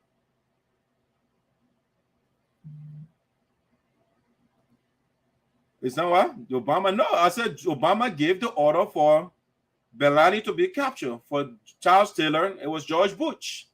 Yeah, that's what I said. All right. So I know my historical facts. All right, now so let me get to the next thing that I want to talk about here. Let me transition a little bit to our sister organization, GGAA. Who can tell me what GGAA means? GGAA. 1 second. I gave 2 seconds and see who want to get it. I want you to type it right now. I'll whisper. GGAA. Who can tell me what it means? Somebody can stay down. Tell me quick. Look at the comments. GGAA. All right. GGAA is the Graduate Association in the Americas. All right. The Graduate Association in America, GGAA. So we say GGAA on the brink of resuscitation with the leadership of Madam Poah. GGAA, Graduate Association in the Americas, is on the brink of resuscitation with the leadership of Madam Edith Poah. All right, so, those are in the medical area, you're familiar with the jargon resuscitation. When somebody is in coma, you have to use some techniques, the medical people, to bring the person back to normality, so they got all those techniques. So the GGAA, at least from the perspective of Dr. Saykarjeebo, there is in coma, not vegetative state, but it's in coma. It can be brought back, it can be resuscitated, it can be revived. And so the GGAA, sooner rather than later, I think next year will be election, right? I'm not quite sure. Yeah, it will be election time. And anecdotally, from stories and stuff like that, from rumors, we are hearing that Madam Poah wants to contest the presidency. All right. Right now, we are in the speculation room of Voice of Sign, okay? And so, don't say, oh, how you know that she's running? We are in the speculation room. Let me just put that. What's in the speculation room of VOSD, all right? So we are in the speculation room right now. And the topic that we want to discuss in the speculation room of VOSD is GGAA, on the brink of resuscitation with the leadership of Madam Edith Poah. You see, women are powerful people. Women are powerful people. I just give you an example. For example, I'm not talking about let me not start from the national level. From the local level, we have North Dakota, for example, right? We just have Pauline Kuhn or Frances Clarke Myers. She assumed the chair leadership or the chair leader position in North Dakota. And you can see the energy changed in North Dakota. It's the power of women. Minnesota chapter, the secretary of the board of directors of the USAA just wrote that all the weird accounts now that were in Minnesota that were open, the woman leader, the leader of the Minnesota chapter, she closed all that thing and she opened a legitimate account for the organization. It's the power of women. They can get things straight. When they are in the house, things will run fine. When they are not there with the men, and we don't care. We just do anything. So when these people are in charge, it brings better perspective to the society or wherever they are. All right? you can see the USAA. We, the members, are not giving awards to President Francess Clarke Myers. That different people, they are calling her, they are honoring her. It shows that she is doing something right.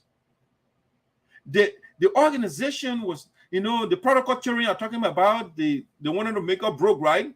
And I can say we're virtually broke. But right now, we are almost in a financial neighborhood of $200,000.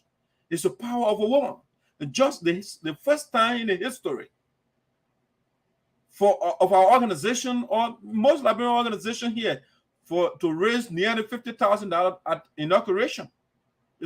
So we are talking about the power of woman. The woman is bringing dignity to the USAA. All right? She's not only bringing dignity to USAA, she's doing also not developing the USAA alone, she's developing herself, self-development.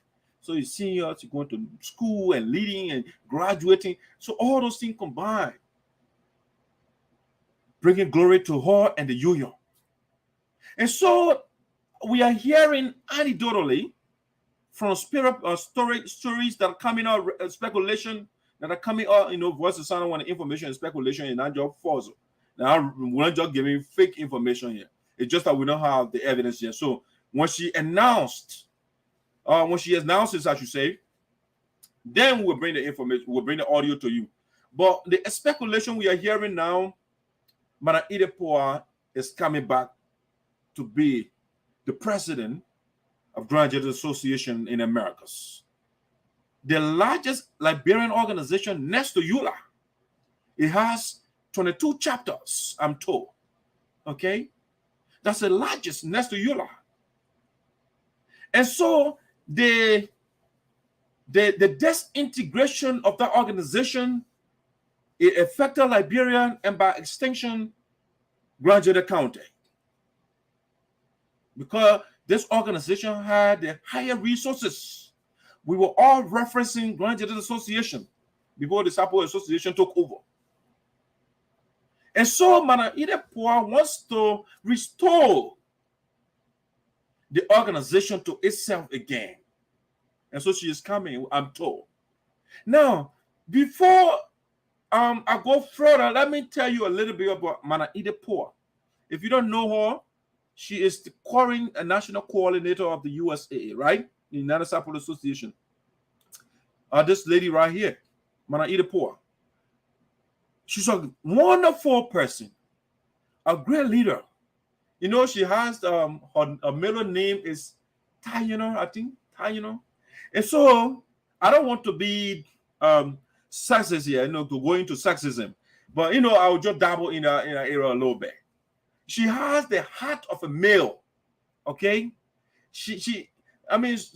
sometimes I want some men to get woman heart, because they are so soft.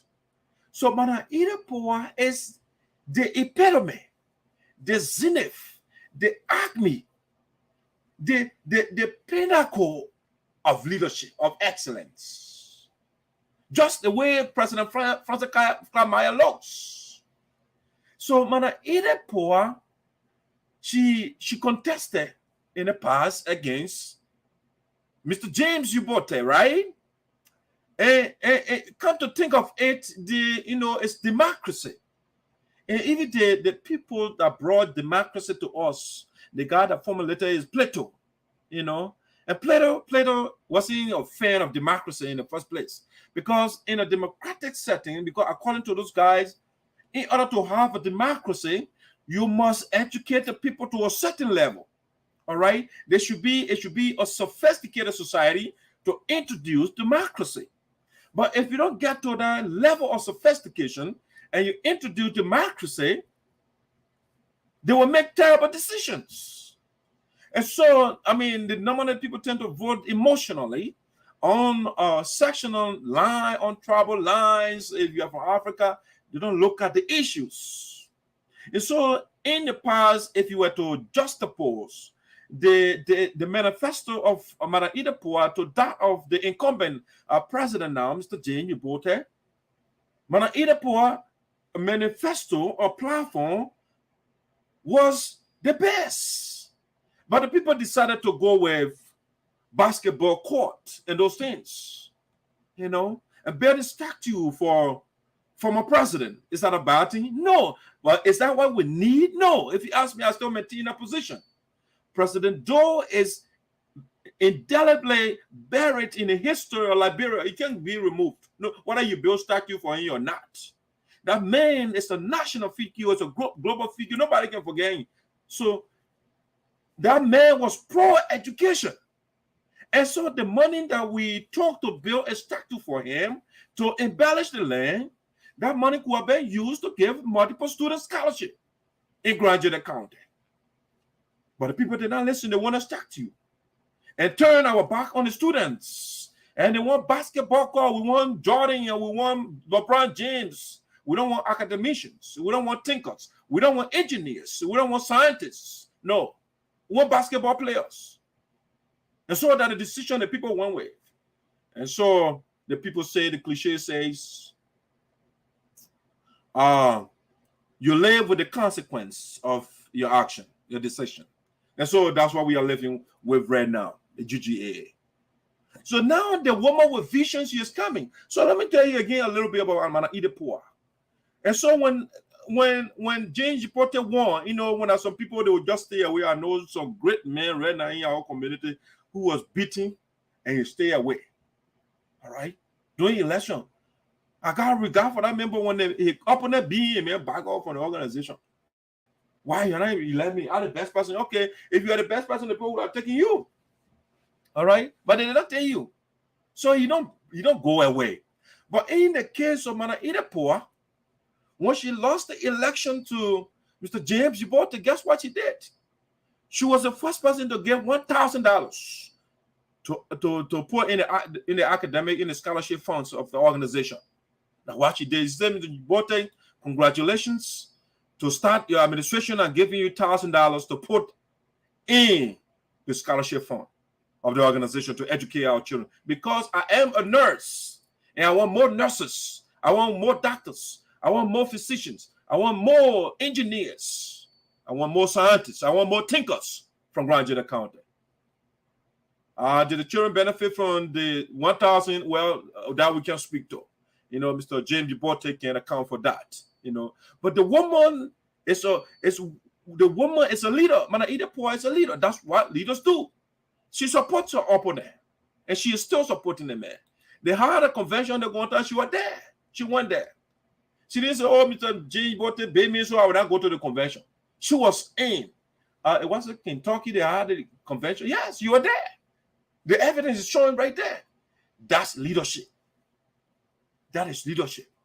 She's supporting the agenda of her brother, because even though they don't have the same agenda, but they got the same goal to improve the condition of Granjada or Granjadians.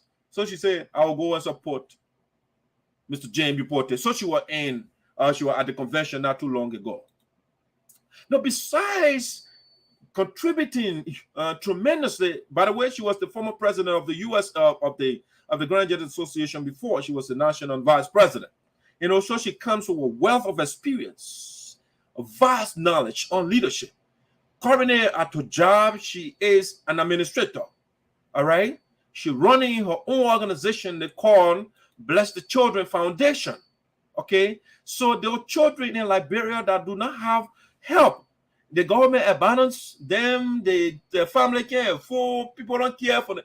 Those are the people she's taking care of. All right? So the woman has a track record.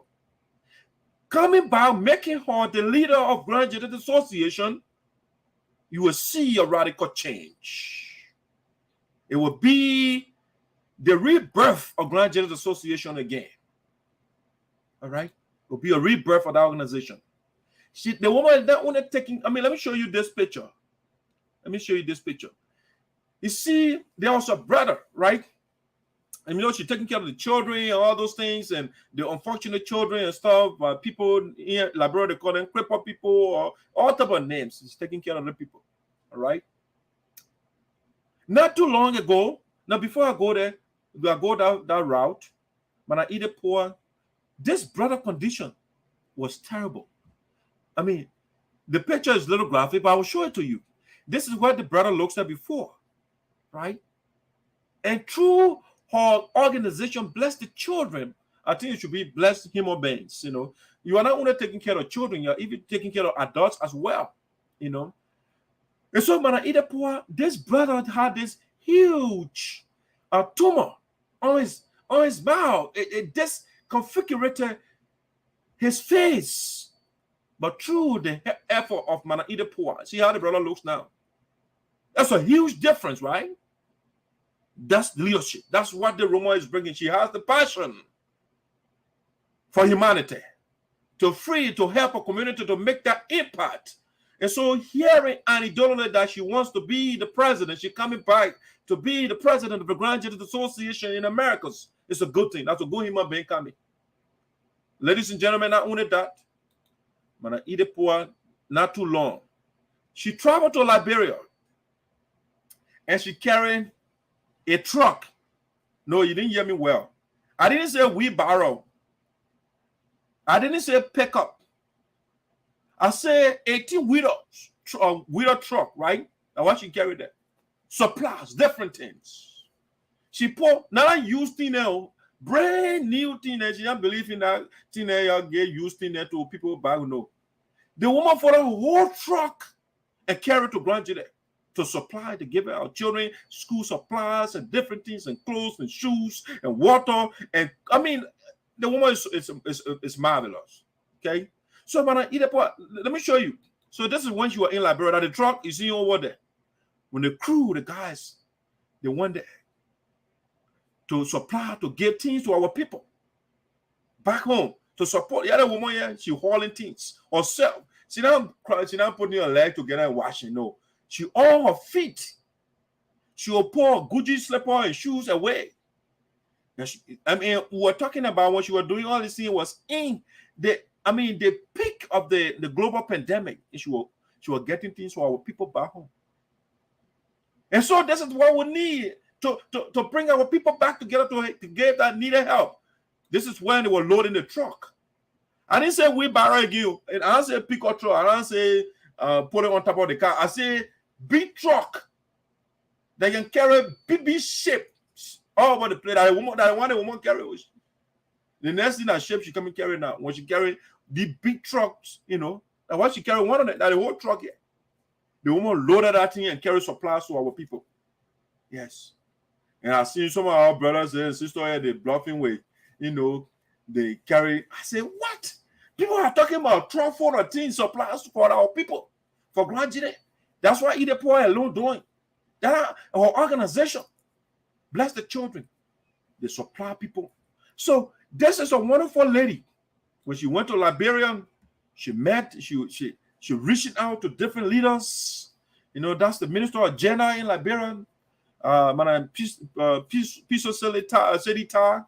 You know, she reaching out to people. She is well connected. You remember she met with President Ellen Johnson Sirleaf. She made a case for graduate and all of that. That's the person we need for Graduate Association right now.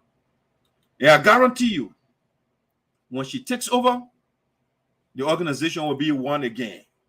We want to have GGAAW, GGAAK, and all the other ones. I know she will reach out and elect the president of the GGAD. The guy is not in a box. The man is quite sociable. He gets around. I mean, he meets with people. Mr. Gwion is a cool guy. It's just that, you know, maybe the current leader is not too, leadership is not for him. Because Mr. Frank Gwion is willing for the union to come back together. But the leadership dexterity of the Ikome is lacking. You know? And so right now we need somebody that has that skill set to use the tenets of diplomacy to bridge the gap, to reach out to Mr. Gwion. And right now, Madam Edith Poah is reaching out to everybody, you know, and doing these things. And that's what we need. So the great woman is coming back, I'm told. And sooner rather than later, she will be devotion, her agenda. We hear other people are coming. I mean, these people don't have anything on a woman. You comparatively, when you do a comparative analysis, I'm not talking about biased analysis. I'm talking about objective analysis. Look at her legacy. look at our accomplishment, look at our leadership style, and compare just opposed to that of the guys I'm hearing now that are coming. We will educate our people because we want the best. The best should lead. We don't want the politicians to be in power in a non-for-profit organization, because some of the guys, they are politicians. And politicians, the mistake that people make, politicians are not leaders. Politicians, they only think about the next election. They don't get, once they win, the next thing they think about the next election, how they will win. It's not about the people. Okay? But we need a leader. The leader thinks about the next generation. Okay? That's what, so a leader think generationally or intra-generationally. Okay? So while a leader thinks about the next election. Okay? And so we need Madam Edith Poah with vision. I know she has brand new ideas now that she wants to bring on board to augment her manifesto before that the people are through sympathy they did not take. You know, they say our brother been running for long, so he been crying, so they just gave a little thing like giving the president, and that's how they give it to him. They don't give the man to give it to him on merit. And that's why we can see the radical transformation right now in Grand County. Because the leadership, I'm not here to bash the man, but we can see after several years, what can we point out? I mean, statue? What can we do with statue? We want Grand to be the best in Liberia. The best educated people, the best scientists, the best engineers, the best thinkers, the best doctors, the best nurses. When we think about hospital, when we're thinking about surgery, brain surgery, we should reference Grand County. That's the kind of thing that we want. And I took house statue all over the place, basketball court. No, I mean, when we get the educated people and the Wall Street and the Wall Street name, Grand hey, now we can go to the frivolous thing, the basketball, and there are frivolous things. You know, that's the result of having a good society. Then you bring the sports and people run around and all those things. No, but we need the people that will think. You know, when we have like right now, the pandemic, you now see Africa producing vaccine because we don't have the people, the intellectual power, the resources to do those things. And so we need people that will empower people intellectually to give them the material, the resources to compete with the global community. I say Africa or other countries in Africa, to compete with the best countries in the world, US, Germany, and Russia, and China. You know, we can do it too, but because we don't have the right leaders in place. And so, Madam Edith Poah, for sure, we want to make sure that she is elected to do more for our people, to continue to do what she's doing for our people. You know, some of the people then when they meet the other beat leader, and then they phobia will grab them. But Madam Edith Poah, when you give her the microphone or you bring her the beat people at the time, the plenty of ideas can come in your head. The woman is composed, she is diplomatic, she knows what to say and when to say it. You know, she has the temperament and all that. That's what you need. That's a leader. She has the vision. She has the way to implement the vision and all those things. And so what do you need again? You got a leader already. Why are you holding your own life backwards when you have somebody already that will take you to that promised land of development, both social, human, and infrastructure development? You have the person already. So why are we holding Grandjada backwards? You know, and wasting our time? The woman is there. She's supporting Fred Boyan. She's supporting James Bote. She doesn't have people. I mean, the last election, that young man, what they call him, Vlendi was on Facebook and bashing the woman. Right now, the woman, the man, Vlendi is now in this poor corner because the woman can't get vexed. She called me and said, "My brother, that competition, I'm not vexed with you. Come on, boy, you my son." Vlendi right now. So I mean, some people when you beat them, the enemy, they don't want to talk to you and all those things. Madam Edith Poah is the person. Yes, she's the person. Something happened right the other day in our union, and one of the town officials, she was mad, and the woman listened to her side. So okay, you know what, we have to talk to the woman, and she called. They had that conversation. The next thing, the person cooled down. I'm not gonna call her name yet. So we have a leader already. Madam Edith Poah is the person for Graduate County Association, so that we can bring all the resources. Fred going on the other side is a good leader. We put everybody together. We don't need divided graduates association. No, it does not. We can be in the United States and we have an organization and divided. It just doesn't make sense. United States, why they're strong is because they are united. And they put their brains together. They put their resources together. And that's why they are powerful. That bring the 22 chapters back again. That make it strong with the leadership of Edith Poah, which she is bringing. All right, guys. So just a little bit warm up for Madam Edith Poah over there. The real campaign when it starts, yeah, we'll market a woman to you. Now with rhetoric, now with politics that other people will be doing. We give you indubitable facts. When something is indubitable, you can't doubt it. It's undoubtable. It's anywhere you carry it, it will be proven as a fact. So we'll give it to you while other people will give you politics, they will give you tricks, they will give you rhetoric. You know, rhetoric I see more, right? You'll give you treat to other people will give you propaganda. So anytime somebody yell the word propaganda, yeah, oh, I'm a politician, you'll be skeptical. That's not for you. Politicians are not leaders. And now Africa is not going anywhere. All right? We don't have leaders. We have politicians. And we don't need politicians. So we have a leader, Madam Edith Poah. The other people that will be going against her, they are politicians. They want to build their political portfolios. And so that they can go to Africa and go to Liberia and say, oh, I was a leader of Grand General Association. But what can you show? Nothing. They can't show anything. But we want somebody who is not looking for political position back home. And somebody who wants to change the human condition. That's what we're talking about. And that's what we need right now. So let me go to something else, a little bit of Madam Edith Poah there. I can talk about that woman all day. A great lady.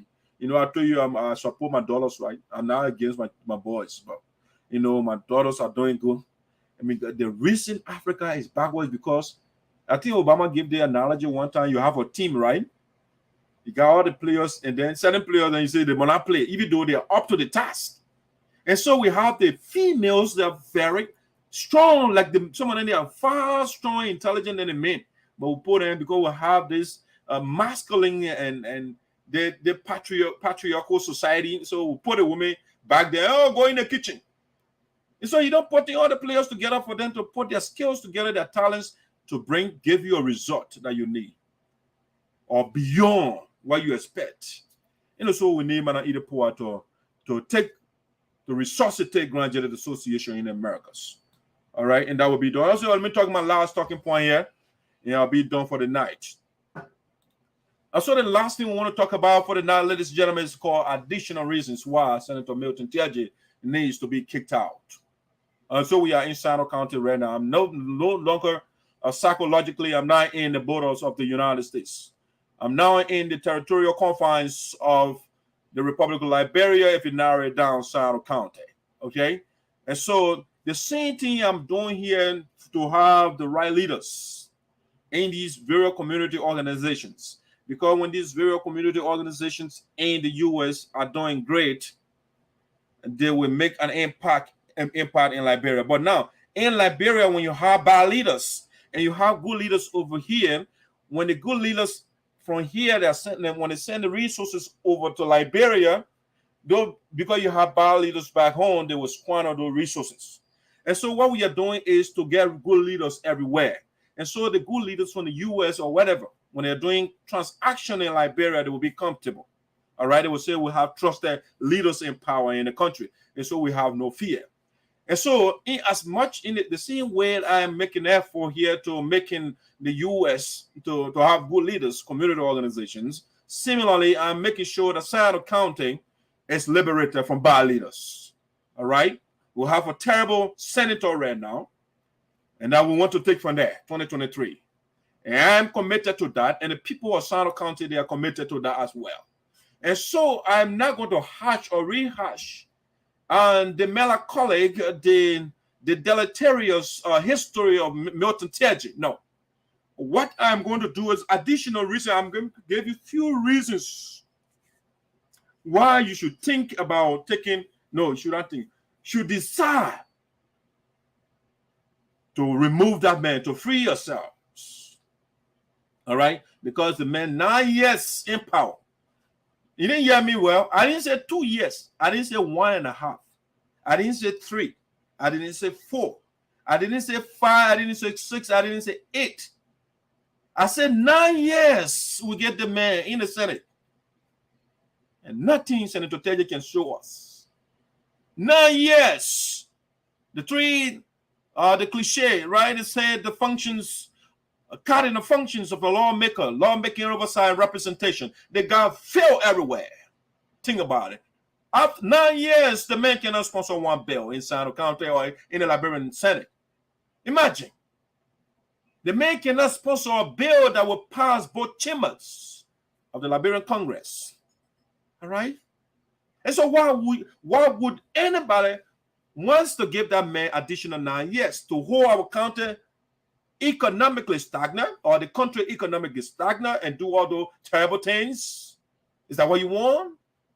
No, let's restore the image of SINOE County and Liberia as a whole. And so, ladies and gentlemen, at this point, I want to give you some reasons. And that will be evidential reasons. All right? I'm going to do something here quickly. So before I bring this first image out to you so you can see. Let me see. Let me show you this stuff quick. This guy, if the people of SINOE County repeat the mistake, and I know they will not do that, and put this man back, the man that told Patricia from Okar. If we put the man back, more cars will be confiscated. You will take more people cars from them. The guy is not joking. He is only empowered to loot and not to improve the condition of the people. And so we will make sure that this car rogue is moved or removed from the Senate. We will make sure that a man who sponsored a bill to legalize rape in Liberia is removed. Yes, we will make sure. We will definitely do that. And let me show you, I want to share this document with you quickly here. Let me put it here. It'll be loading quick. It's damn bum. All right, now, I want to show you, I'm giving you additional reasons why voting for Senator Teahjay will be a catastrophe in SINOE County. All right? And so you don't want to make that mistake. So, the first thing, I got multiple things that I want to show you. I don't know where to start from. But let me show you this right here. Let me show you this document. During the July 26th celebration, that's when Senator Teahjay himself wrote that thing on Facebook. You can see that J. Milton Teahjay, SINOE County, right? You can see that's the man. He wrote that on Facebook and published it. What I'm interested in is the one that got number 1 here. If you are following that screenshot on your screen. Where's that thing is? I'm hearing it.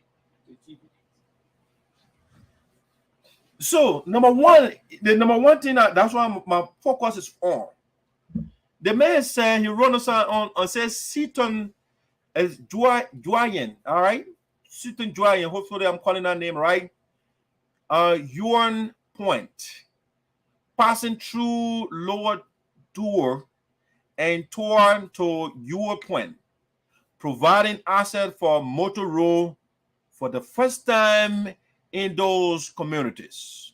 All right, Senator Teahjay reported to us that he building motor roads, he building car roads, 6 lanes in SINOE County. And you know how he calls that? He's saying the highway. Okay, when you say highway, you can't use machete to build highway, right? You can't use cutlasses. No.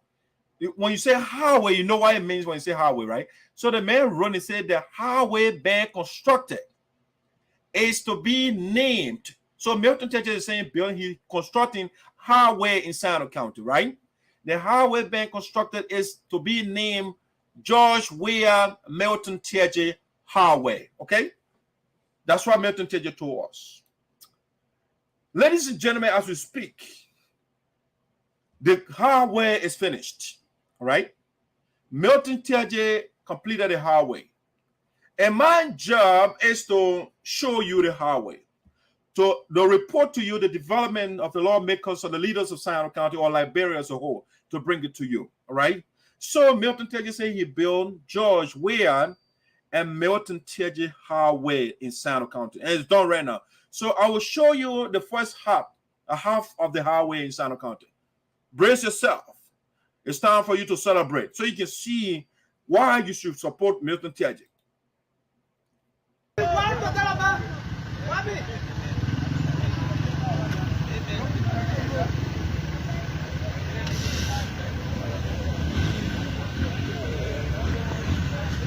All right, so you can see the highway in SINOE County, the George Weah and the Milton Teahjay highway in SINOE County that Milton Teahjay built. That's what you're seeing over there for yourself. All right. The reason, let me put my title here. So, additional reasons why Senator Milton Teahjay needs to be kicked out. This is the highway that Milton Teahjay built for all in SINOE County. Let me play that video.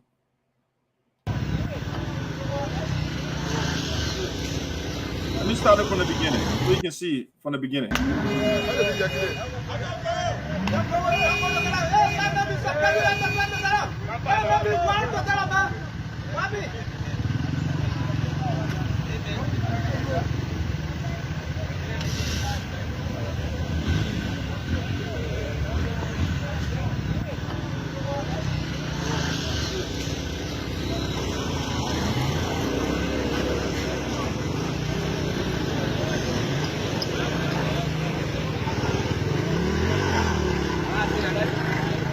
Oh, yes. You see the highway for the Milton Teahjay. This is the George Weah and Milton Teahjay highway that Milton Teahjay built in SINOE County. That's what you're seeing. So it is up to you to vote for the highway, to go to the ballot box and vote for Milton Teahjay for this highway.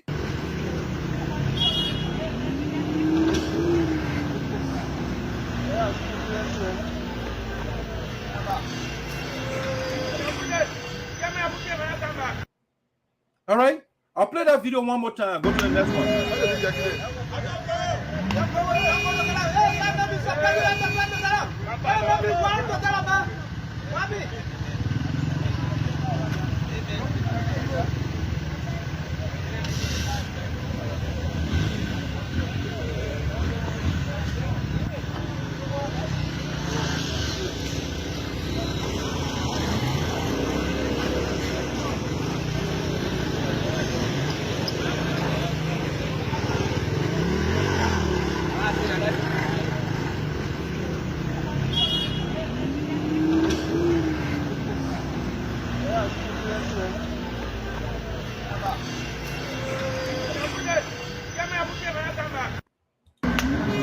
Ladies and gentlemen, that's the Milton Teahjay and George Weah Highway in SINOE County. So this is a major reason why voting for Milton Teahjay will be a terrible decision. Milton Teahjay did not build state-of-the-art highway for us. He built that for us. This is why he built. I just showed it to you. That's why he put himself wrote this. George Weah and Milton Teahjay Highway in SINOE County. That's how it looks like. All right. That's why he wrote on Facebook. After 9 years, that's what Milton Teahjay can give us. This stretch that I just showed you, that death trap, that's what Milton Teahjay built for us. So it's up to you when you want our people to die. They put Milton Teahjay there. That's the highway he can give us. Let me show you another one. All right. The highway. Condition. These are situations that the citizens of SINOE County have been going through over the past decades of years, and we are still here. This piece of road was caught. You are looking at Milton Teahjay, George Weah and Milton Teahjay Highway, the one that Teahjay built in SINOE County. That's what you are seeing right now. All right. That's why the man wrote on Facebook. He building it. And after 9 years, it's complete. And so that's why we're showing it to you now. During the dry season process, and the company, those who are responsible to fix this road left it. I left it like this until we reach the rainy season, and now cars are all parked, motorbikes. There is no way that. So Milton Teahjay now will take all our logs, the trees, and sell them and leave our people condition like this. You know, then they will come back and say they want to be re-elected. Lie to our people. He building George Weah and Milton Teahjay Highway, and this is the highway that Milton Teahjay built for us after 9 years in the Senate. So the roads of SINOE County, the highway that Milton Teahjay built for us, I don't think it's safe for you, at least in my perspective. I don't know about you, but if you want this condition of yours to continue, then vote for Milton Teahjay. All right, Milton Teahjay told you in building highway for you, and this is why he got for you. Let me give you another thing here. All right. So now I just started with a rule, right? Milton Teahjay himself built. Now let's hear from the people of SINOE County what Milton Teahjay is doing. All right, what he is doing in SINOE County, so that we are giving you reasons why you should not vote for Milton Teahjay. If you want your condition to remain as is up to you. But our job is to educate you so that Milton Teahjay will not use you after him until they kill you, until they make him deputy information minister for him, and they turn the country upside down, and the man is still in power. After 9 years, Milton Teahjay can't show anything. Now, 2 years when Milton Teahjay got in power, this is what he said, right? Milton Teahjay was talking. Listen to what he said. Praising himself, right? You send to the Senate, you send a giant, you send a leper, you send a relative of this man you send to the Senate, you send a giant, you send a leper, you send a relative of this man you send to the Senate, you send a giant, you send a leper, you send a relative of this man you send to the Senate, you send a giant, you send a leper, you send a relative of this man you send to the Senate, you send a giant, you send a leper. Okay, so if you pay attention closely to the man, they said the man you send to the Senate, you send a giant, you send a leper, you send an elephant. All right, three things that are not the same, right? I'll play that again so you can listen to it one more time. You send to the Senate, you send a giant, you send a leper, you send a relative of this man you send to the Senate. So three into one is a trinity. The man said the people of SINOE County send a giant, they send a leper, and they send an elephant. Okay.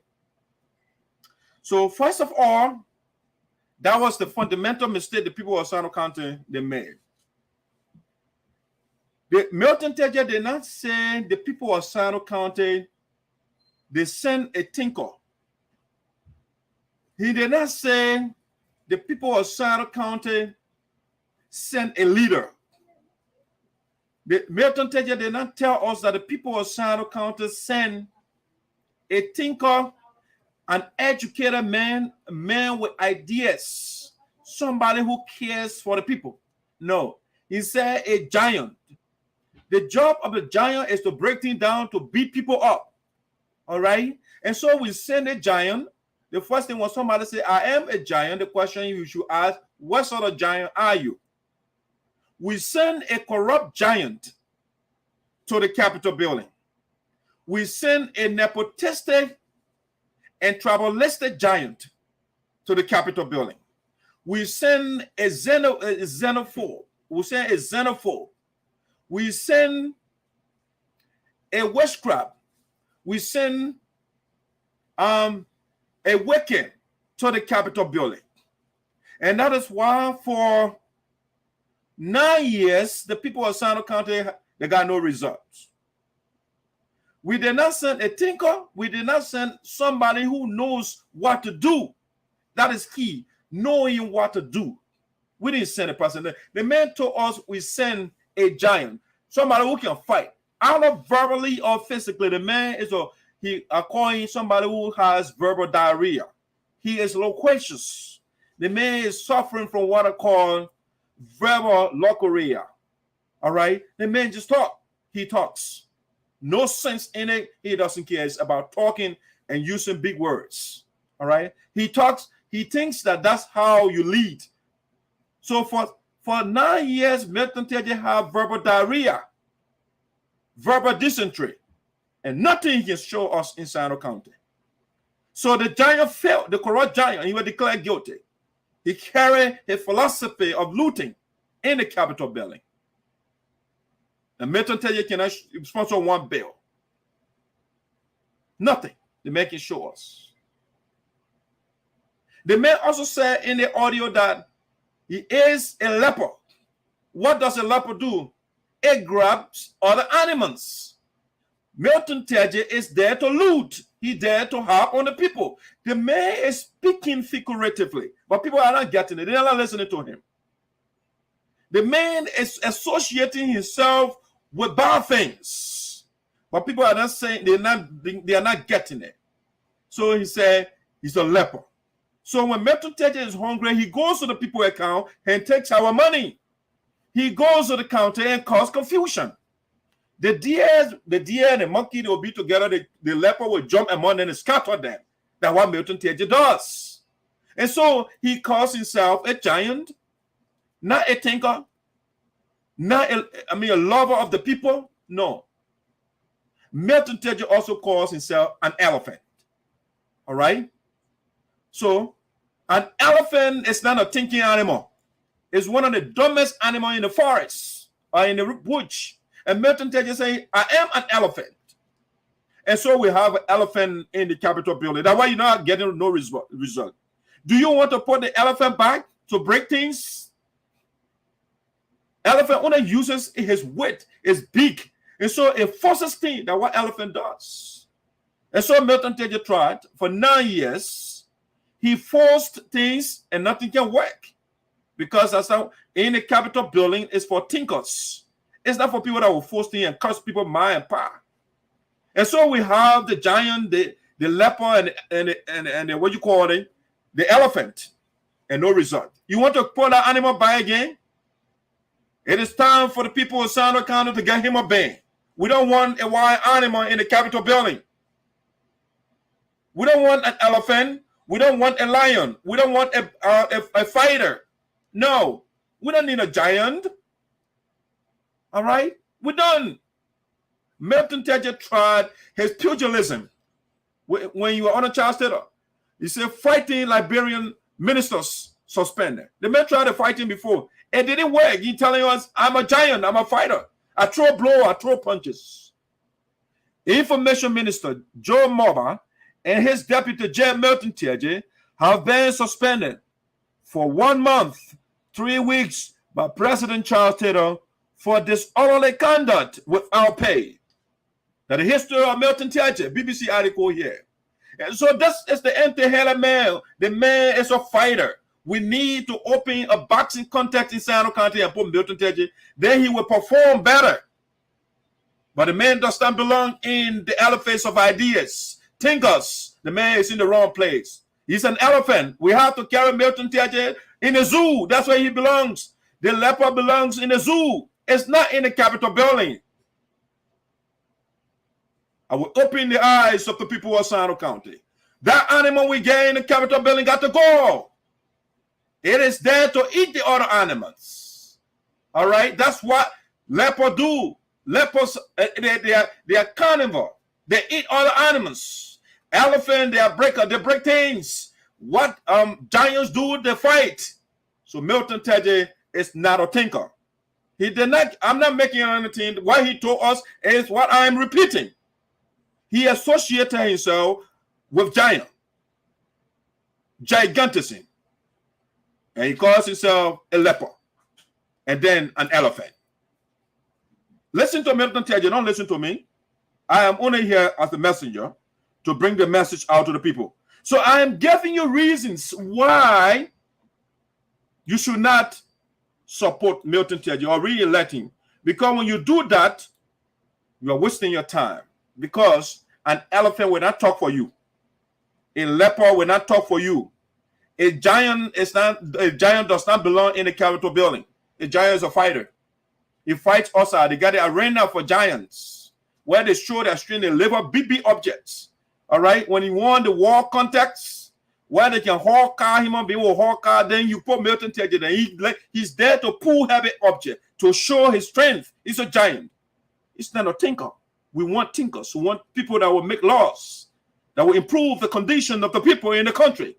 And that leper, and that elephant, and that's why SINOE County is not making progress. The man is exposing himself to us.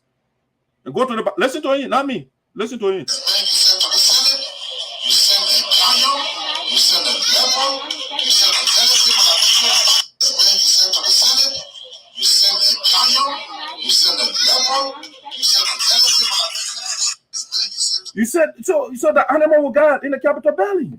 A giant, at least a giant is a human being, but he's not a normal human being. A giant is a massive human being that eats all day, that wants to harm people, that live for heavy objects, so we want to put in and we call Milton Teahjay the whole thing for us. It's a giant. It's an elephant. We want to halt into, we carry elephant and halt into is strong. So we'll put Milton Teahjay the giant. I think giant and elephant are kind of, they are similar. Leper, when you want to break things, then we'll call Milton Teahjay to go harp on. We won't want somebody who will harp on things. We'll be breaking other animal necks. Milton Teahjay looted. He broke our neck inside the county. Looted our county. Declared guilty for corruption. So I am giving you a reason why you should keep Milton Teahjay out of Liberian Senate. He doesn't belong there. He told us already. Taking people cars and those things. Listen to him. Enough. Now let me repeat. I will not give Patricia Fumbo any car. All right. So that's what the leper does. It helps. It takes other people's property. That's what the leper is telling you. The man himself. He said, I'm a leper. I'm a leper. You know what the leper does again? It pulls people apart. Listen to him. So you remember, we are now where we are today because of love. We suffered to come this place. We work hard to come this place. No jail in the Republic of Liberia that I've never gone to. I've been to almost every jail you can imagine. Starting from police cells. The only reason they don't read Yara was because Dr. Amos Sawyer, as interim president of our country, he abandoned, he discarded Yara. But I've been to Central Prison, I've been to Post Stockade, I've been to every police cell during the military government, and I am staying. All right, so that's the man. So he been to all the jail, and the reason is he's not a normal man. The man says he's a giant, he break things, and so he preaching tribalism and those things. I mean, he been to all the prison because he stole people money and they put you in jail. All right, and so I am giving you additional reasons why you should not support Milton Teahjay. Let me play the other one for you, and I'm winding down here. The new one that are training, all right? I just gave you the elephant, the lion, and other thing. They gave you other thing, right? So let me play this for you, all right? Let me play this video, the new one. Before I play it, let me play the audio first, and then I'll play the video for you, all right? Let me play the video for you first, and then I will get to the next one. Let's play the one. Listen to Milton Teahjay, the senator of the man. I want your vote. What the people are saying about him in SINOE County.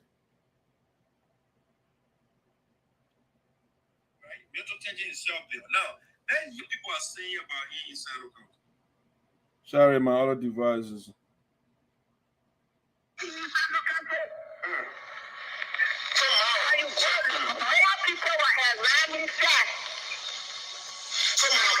Someone wish nothing happened to you across more. The other book is champagne. So nothing happening, you call people to tell them about it. People were here. I guess someone standing there said people were here.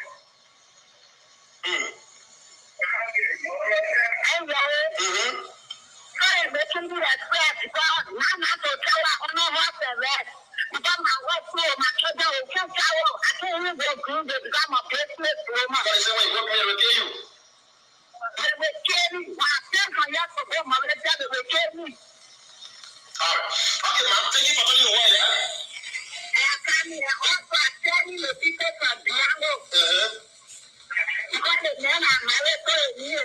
Okay. Because Diango, I tell you, Diango people that my listen to it, we not here that he's looking to. Diango is woman with children in flesh. Okay. Okay,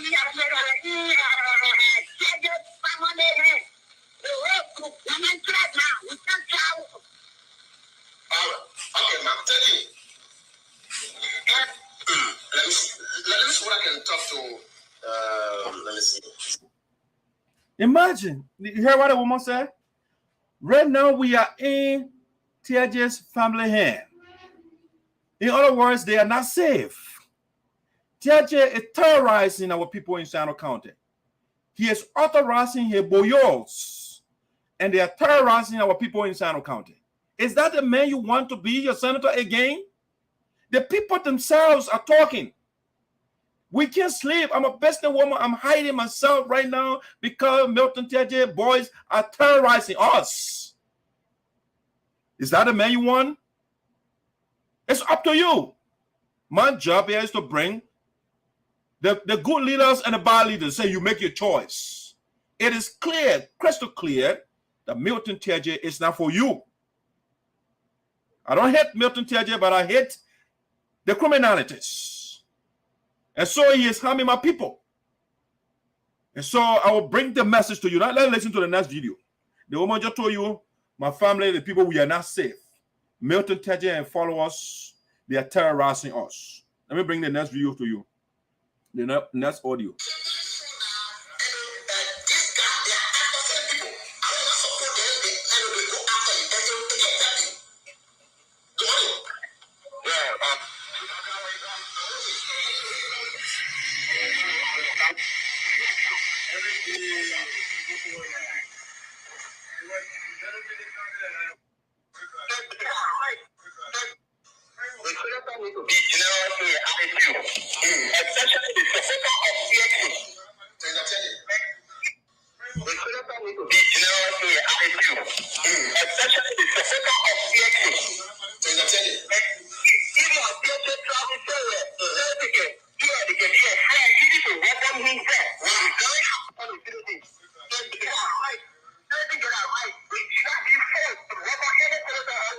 The people, the man forced Milton Teahjay including and forced the people to welcome him. If you don't welcome him, you are in trouble. That's how terrible it is. This man was a spokesman. He was a rebel. He was the spokesman for Charles Taylor. Charles Taylor wasn't a Red Cross man. He was a murderer, and Milton Teahjay was the spokesman for him. These people terrorized the nation. What do you think he would do to you? And you made a man a leader. Listen.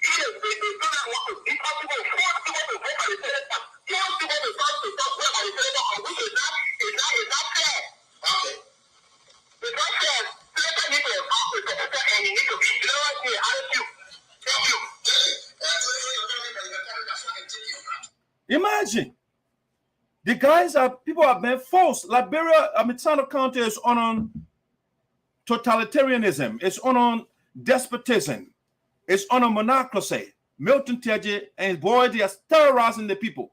Even at intellectual fora, you are under duress to praise Milton Teahjay. If you express yourself willingly as a citizen, independent thinker, they beat you up. Is that what you want? People of SINOE County, is that this kind of man you want? Is that the kind of leader you want? You gave him 9 years and he did nothing? And only to terrorize you, to force him, to force people to come and welcome him. If you don't welcome him, the boys will beat you up. If you don't press him, you give opposing view to him at intellectual fora, they beat you up. Is that what you want? It's up to you. It is up to you. But we want to make sure that Milton Teahjay is not the right person for you. He's not the right person for you. And we're giving you reasons. We are not just bashing Milton Teahjay. We are playing the voices of the people. You are listening to the people themselves. They cry in this man's name. They cry in this criminal name. Is that a free country where people can express themselves freely? and they will be terrorized. They will be beaten. They will be flogged the animals. If you don't beat animals nowadays, they got animal rights advocates nowadays. But no, in Liberia, that's Milton Teahjay Republic. It's the place that Taylor left. Taylor in jail. Milton Teahjay is a free man, so he will beat our people up. If you disagree with Milton Teahjay supporters, he would authorize them to beat you. And that's what they do now in SINOE County. The woman crying, my family, they are in Teahjay's hand. We are not safe. Your poor Milton Teahjay there. But I'm glad that people are now gravitating toward me. Let's listen to the last video. I'm out for the night. Let's listen to the last video here and hear what Milton Teahjay, after doing all that thing, he's still targeting people. Listen, watch the young man. In his town, Taiwan, or let you say unification. That's where all the bad things going on in SINOE County. Why Teahjay town? Why Teahjay region? It can't happen somewhere else. Only where Teahjay is from, now all these bad things are happening. Why? Listen to the young man. There's plenty. They chop the young man up. Teahjay authorized the boys and they chop him up. They took knife, the man was living and they start chopping him. That's how terrible the man is. We were told that you were involved into an incident along the Teahjay belt. Can you explain? What did it say? It's a Teahjay belt, right? It's Teahjay's area. That's the kingdom of Teahjay. Nobody can do anything besides Teahjay over in that place. Anything that Teahjay say in the Teahjay belt, I will go. Yeah. If you go against it, you are done. So the guy that interviewing said Teahjay, right? Let me rewind that so you can hear it, so you can take it from me. Saykarjeebo City. We were told that you were involved into an incident along the Teahjay belt. Can you explain what already happened? Yeah. Our own travel even ran far. So one guy said that you're going to Teahjay. You're charging 2005 and said that you're giving 2004. After that, when reaching Buto, our tire giver, we pass the tire. When passing the tire, you were late. We can put on the bomb. Let's see. Mr. Araboyota. So you know, any time. I'm going straight to the area. Our senator place is a Boyo area. You know what Boyos are in Liberia?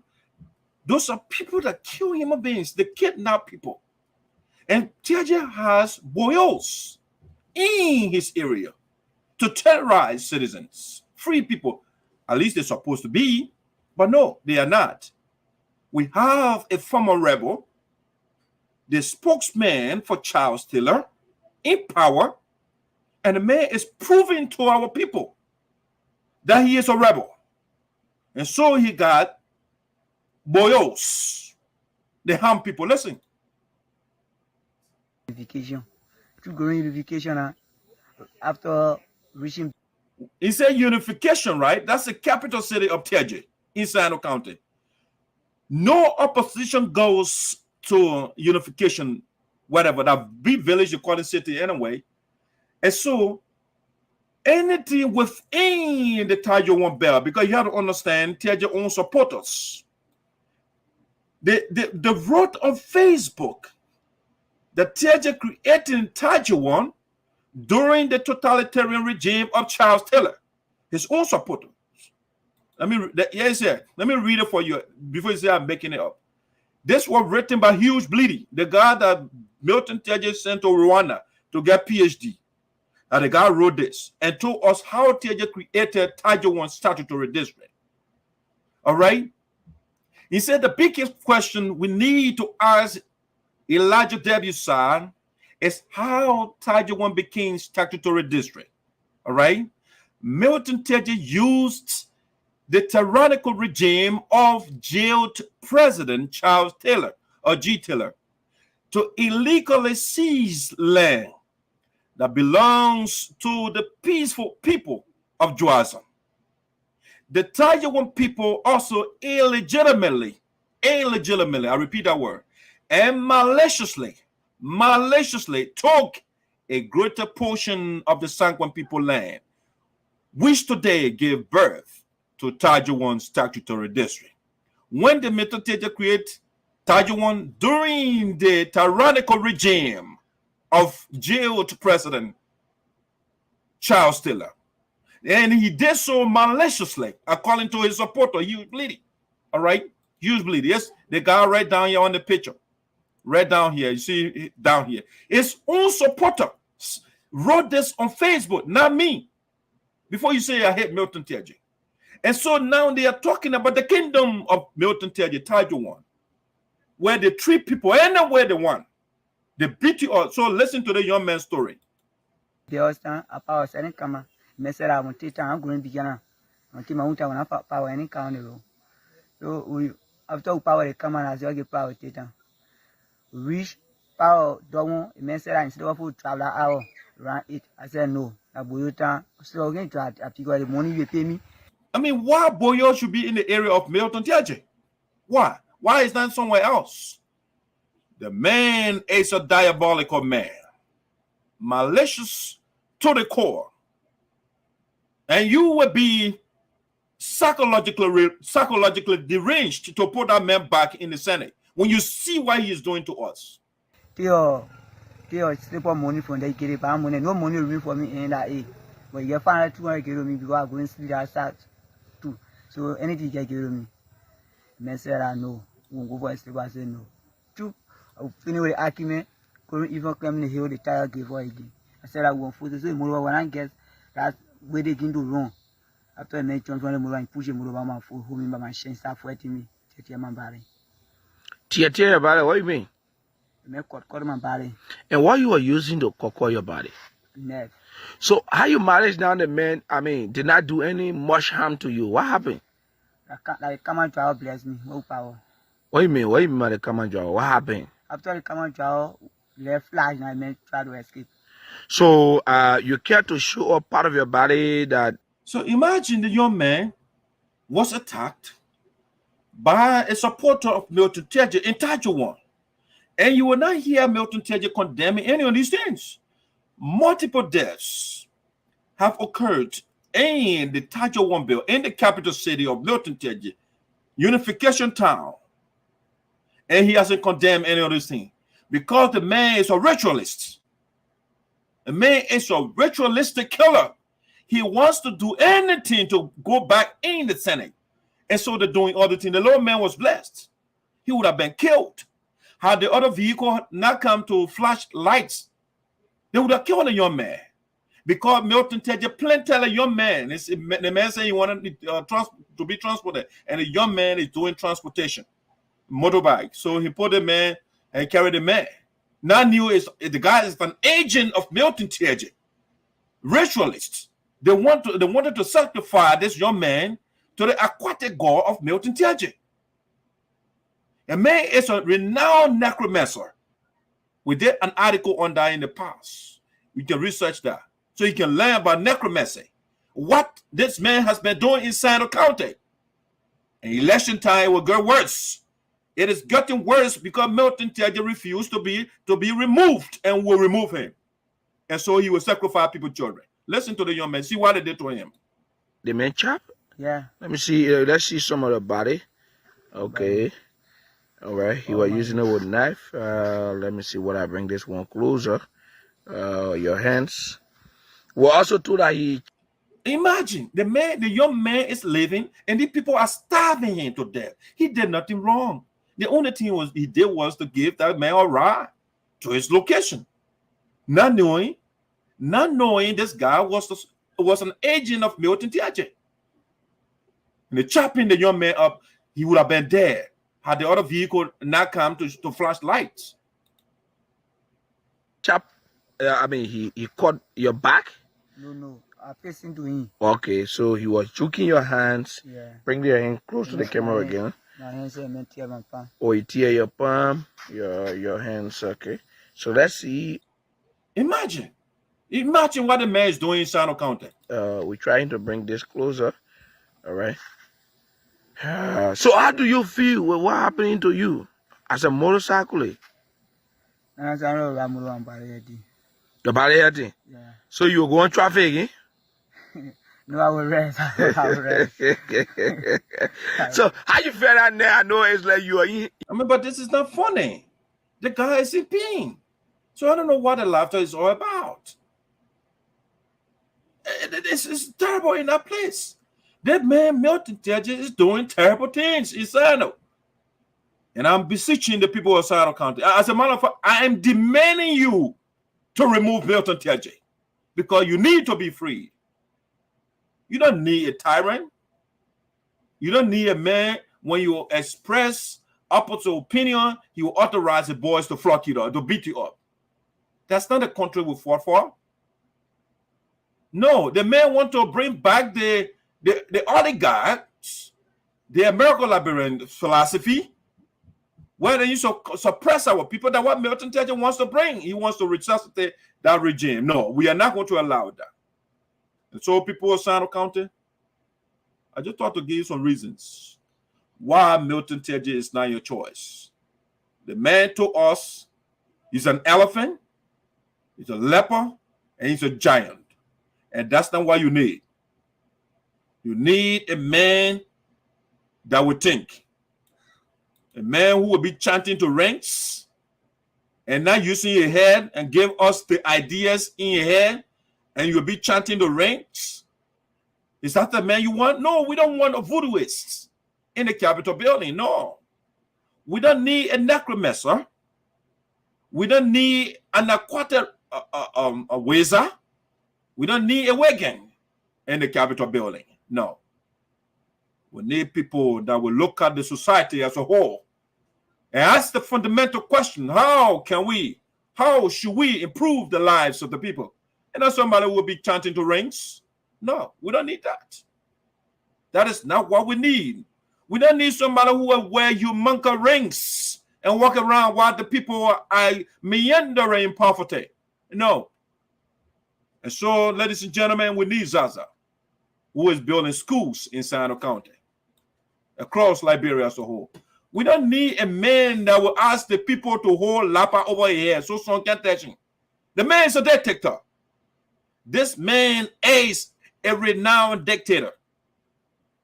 The man, he is using and carrying our country, our county back to the old days when the people suppress our people.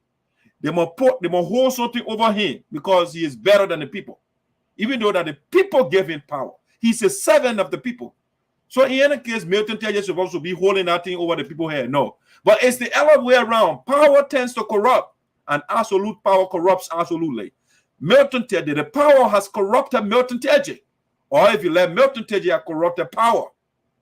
And so he has become an absolutist, suppressing the people. Is that what you want? Or you want a man that building schools for SINOE County? Is that what you want? Do you want a man that Milton Teahjay himself telling you? Representative from constituency number 3 in SINOE, Honorable Zaza. Before Zaza became a representative,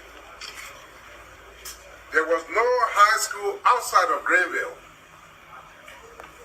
And through his work, we have a high school in Jwaza. Am I hearing those up? And I want to thank him for such a brilliant piece of work in our county. Wow. I also would like to report. I mean, his friends, the colleagues, were flabbergasted. They were bemused. They were bewildered for Milton Teahjay to have blown the horn of Mr. Zaza because he doesn't want to see the ground that Zaza walks on. The ground that Zaza walks on, he doesn't want to see it.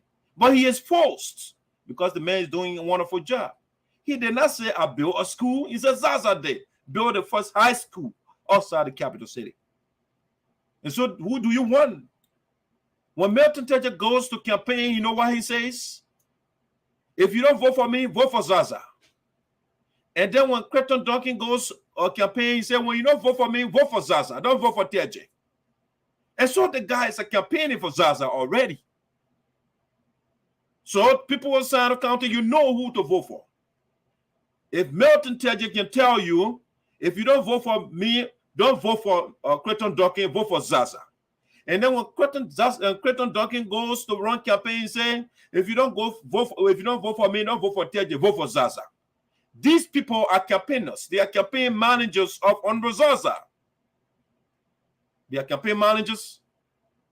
We want a Zaza that will not be putting rain, that will not be chanting to ranks. Yes, we need Zaza that will expose the corruption of Teahjay, for which he will declare guilty. That's the man we want. To expose, to know what, because that's why they call it providing oversight. And Mr. Zaza is doing just that. We need Zaza who will give jobs to the people, while Milton Teahjay is writing bill to amend Boca District. He said Boca District resurfaces in SINOE County. But then when the people got employed, Milton Teahjay wrote a bill to amend Boca District. Is that a man you want? And then with the Boca, by the way, the Boca bills, the bill he sponsored, it died in a way. Do you want a man that they put all these crimes on? Economic sabotage, criminal conspiracy, criminal facilitation, misapplication of entrusted property, and violation of PPCC procedures and processes. Is that the man you want? That tells you his story here. With the court is hereby, boom, they declare the man guilty. That is verdict from the court here. Is that Milton Teahjay you want? The man that refused to sign for the people of SINOE County to get employment opportunity, and when he was the co-chairman of the committee that's supposed to give people jobs. Is that the man you want? Do you want the man right now, Teahjay one way, he got boyo now, they're chasing people. He wrote, he instructed, you have to understand he's a dictator, and so Annie Poblet is the superintendent of Teahjay one statutory district. And so Milton Teahjay does not want certain people on payroll, 46 of them, and so he instructed dictatorially and put the woman on a duress to fire 46 persons. And he wrote the communication. We extend our compliments and wish to forward for your kind consideration. They're taking food from people and they say kind. The kind consideration, the attached lays of 46 persons or civil servants from the district that are needed to be replaced. This is the handword of Milton Teahjay. The man that left 74 projects in SINOE County, earmarked, and the money, everything was given to him. Is that the man you want? No. During the periods on audit, we observed that the Special County Development Council of SINOE County approved 74 projects, programs, and other activities at a total cost of $2 million. United States dollars, you can see a US behind that. $2,646,870 through 2 separate resolutions for the period on audit. But the SINOE County Administration under Milton Teahjay undertook 12 projects out of the 74 projects approved by the SCDC. From physical verification of these 12 assumed projects and review of documents provided for the audit, it was observed that 6 projects were abandoned, 2 were ongoing, 3 were completed. So out of 74 projects Milton Teahjay completed, only 2, and they gave him almost $3 million United States dollars. Is that the man you want? And when he left the county, he left our county account balance negative. I'm talking about US dollar, negative $27,178.27. This is the record of this man. And he is exacerbating his condition. And the people of SINOE County is just a matter of time to replace criminal Milton Teahjay. Ladies and gentlemen, before I let you go, the other young man that is running against the indomitable Zaza, Clayton Donkey, like, yeah, a little bit from Clayton Donkey, what he told our people. When they're asking a fundamental question, they say, sir, all the buildings that you say you're building, all the projects that you're undertaking, the journalists ask you a simple question: where are you taking the money from? Clayton Donkey say, I'm a man. Is that a man you want? The people are not accountable to us, and we need a man who is accountable. Let's listen to the man, then we'll leave. That overwhelmingly, the people of the county need this change. They just don't want it, but they need it, and so they are looking for. Yeah, the man. The people of SINOE County don't want change. They need change, and who the change they need? Honorable Zaza. You have to understand, Clayton Donkey is the campaign manager of Honorable Zaza. And so is Milton Teahjay. So he said, we don't want, and I agree with him, it's a proper application of the language over there. We don't want change. We need it. It's a necessity. When something is a need, you need it to survive. It's something that you survive. Without it, you can't survive. And so if you don't have the right leader in county, in the Senate, you'll be dead. And so your survival is predicated upon the election on Muzaza. The election 2023 is an existential decision you are going to make. If you don't support on Muzaza, you support Clayton Duncan, you listen to what he's about to tell you.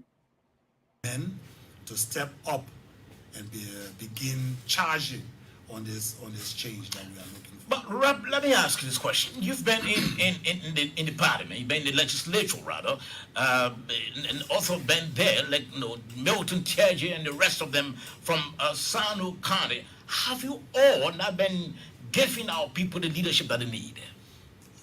Not likely, Padre. Think about it. We gave Mr. Clayton Duncan the responsibility to lead us. And the man asked him, have you not been giving us, have you not been leading on the message? Not exactly. Not quite. We're not leading you. Okay, then what are you there? Why are you coming back to us for us to elect you again when you told us after 6 years you were not leading us? That's what Clayton Duncan himself said that.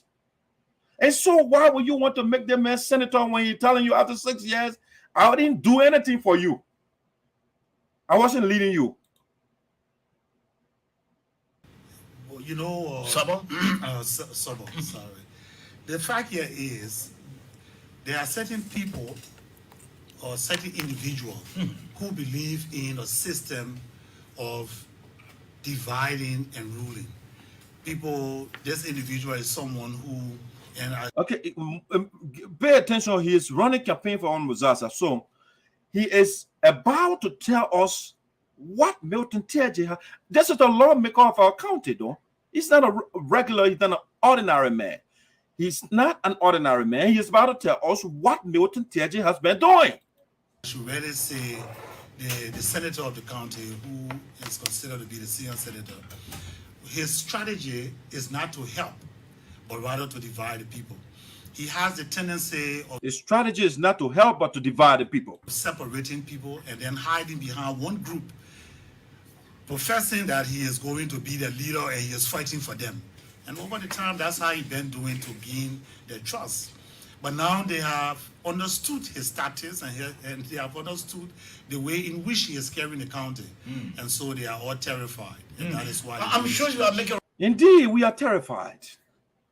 We are terrified. reference to J. Milton Teahjay. Definitely. I hope I can get Teahjay on the line anytime and soon. Whoever knows Teahjay, wherever he is, I hope this senator can ring. You pay attention, he didn't say Zaza, right? He said Teahjay. It's the problem in the county. Just ring my line, just call me up, I'll be able to speak with him now. So is it on that basis, because we heard that you are on a major campaign to unseat Senator Teahjay? Is it on that basis that you want to unseat him? Well, this is not campaigning time, so we are not on a... You're making a major effort. Let me change my word now. Well, yeah, not campaigning, but you're making a major effort to unseat Senator Teahjay. Well, he is basically unseated because... So true, he is already unseated already. The man just that, like I told you before, even the campaign, Milton Teahjay is on what? Political life support. He's on life support right now. It's just a matter of going to the ballot box. Why would you say that? Definitely. The people don't want him. And this is something that we know. And so it's just a matter of time. Look, I'll tell you one thing. Over the years, since he assumed his office, he has done... The man about to give Teahjay history, not just me, right? Give you a synopsis of what he has been doing. Nothing for our people. What did he say? Nothing, right? Nothing means zilch. Nada. Zero. The only thing said that. Oh, by Sabo. Check our county up and they will tell it to you. Even during the time Ellen Johnson was giving senators money, giving representatives money through the legislative office project. Money given to them or to the senators, his own money, over the period of 3 years, 4 years, he only built one building, but instead of building this building concretely for the children to use after our generation and their... The man contradicted himself over there. The man asking, he said, man, that's not dirty. Then he said, the man built that, bro. Okay, my man. Why you contradicting yourself? You just said zilch, zero, he done nothing. So nothing mean build anything. So how can I come tell what are debt blah? But like why that better generation? He still used that money to build. To use dead bricks to build it. Now, if he would use government money and use it building dead bricks, what else can he do with his own money or with his salary? Nothing in the county he has done with concrete. Nothing he has done, as a matter of fact, over those years. So we know his tactics, we know his strategy. His aim is to think about himself and his family. Think about this. I went in the county about 2 years before the election of 2017. Up to today, we have built over 35 projects, which include market buildings, renovation of market buildings. We have built bridge, we have built youth centers, we have built, school building. Okay, so this is where the guy's about to hold him, right? He said he built 35 projects since he went in the county. He undertaken 35 projects in the county. And he named them school building, this one and that one. Okay, listen to this. I want you to get it from the beginning before somebody say I'm playing politics the way I played the other day, so you can hear it in context. We built a school building for the first time in a district that they have never had school building there before. Presently, I'm building the second school building by him and care. All right, so a campaign time, so that's when he building. After 6 years, he couldn't build school, right? But it's campaign time, that what they call quick impact. So a politician, they will wait election time. I told you, politician, they think about the next election, right? And not the next generation. And not what they can actually do for the people. It's about the next election. So next year we're going to election. I want him building. He say he building school, even though we are not saying the image of the school. Okay. On the highway there in Taiwan. The last of those market women, have you been able to provide a loan as well? Well, definitely. Imagine taking the women from. The man is giving people loans and all those things. Okay, the fundamental question is coming. All right, yo, hold on. What we are doing is that we have made $1 million Liberian available. $1 million Liberian available. Okay, that's a huge sum of money, right? Let me see how much is $1 million Liberian. Let me convert that quickly so we can know. 1 million Liberian dollars. 1 million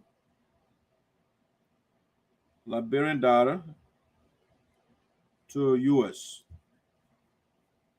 So it's about $6,577. Okay, so that's what you're talking about. 1 million. I know they say so it can sound big.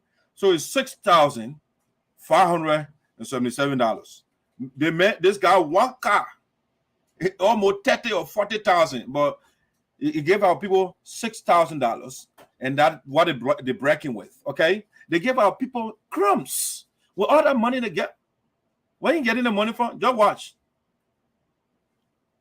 So that the market women can use it to turn around in actually all the 5 high schools in my district. Okay. And I paid that YFE for 4 consecutive years until the president came in and decided to pay on behalf of whom in the afternoon. And so school fees. But then the transportation and lunch on a daily basis are motivated upon to sit back and cross our legs. You know, coming into government and not we know what and be able to hit. Motivated upon to get up and go to school because the question is coming. Listen, don't have the burden over transportation to go and come back from school. Now, so one will ask, Rep, well, what's your source of income? You get all that money from building lots of projects and giving people loan, market women, and paying the students' tuitions. Where you get all the money from? Because that can be from the legislature. That's a. I thought that was a profound question. Okay. Listen now. All the excitement, the enthusiasm, and everything is about to change. Yeah, man. Oh, so the politics about to start now, right? The man practically veered off the question, right? He started talking. Listen to him. We are men. The legislatures don't make us. Let's imagine the man did not ask him for his gender, right? The man did not say, "What is your gender? Are you a male or female?" The man asked you, Mr. Quentin Duncan, all these 35 projects and giving women $1 million, and the other one, where are you taking the money from? It's certainly not from the legislature, because I say you don't have money. So where you getting the money from? The man say, "I'm a man." Listen. We make the legislatures. Okay. So the legislature is a place that requires men. Okay. We didn't ask you who makes the legislature. We ask you, where are you getting the money from? We don't ask you, what is your gender? Are you a man or a woman? Are you bisexual? We didn't ask you that thing. That's not what the guy asked for. Mr. Quentin Duncan, beautiful job building all those things that you say you built, according to you. But the question is, sir, where are you getting the money from? That's what we want to know. The man say, "I'm a man." The legislator, we are men. Are we the one holding the place? Okay, sir, we don't ask you who is holding the place up. We know you are the pillow. Okay, where are you getting the money from? That's what we want to know. Quentin Duncan did not answer the question. To come in and be able to assist the government in areas in which government cannot reach at a certain time. Okay, the government has, so to speak, the machine that prints money, all right? But Quentin Duncan said, we don't want to have to rescue the money, or the government. Okay, sir, if you are to rescue the government, then it begs the question, where are you getting the money from? That's the question that Quentin Duncan did not answer. We know what we are going through as a government. We know the constraint that the executive is going through. So we can't sit back and cross our legs. Coming into government is not to really come in to get money out of it. I mean, the general did not do a good job. He asked a splendid question, but he did not follow up. The man did not answer the question. You know that what politicians do, right? When the question is difficult, then they go on a tangent. The man went on a tangent. He left the question and talking all sorts of things. He did not answer the question.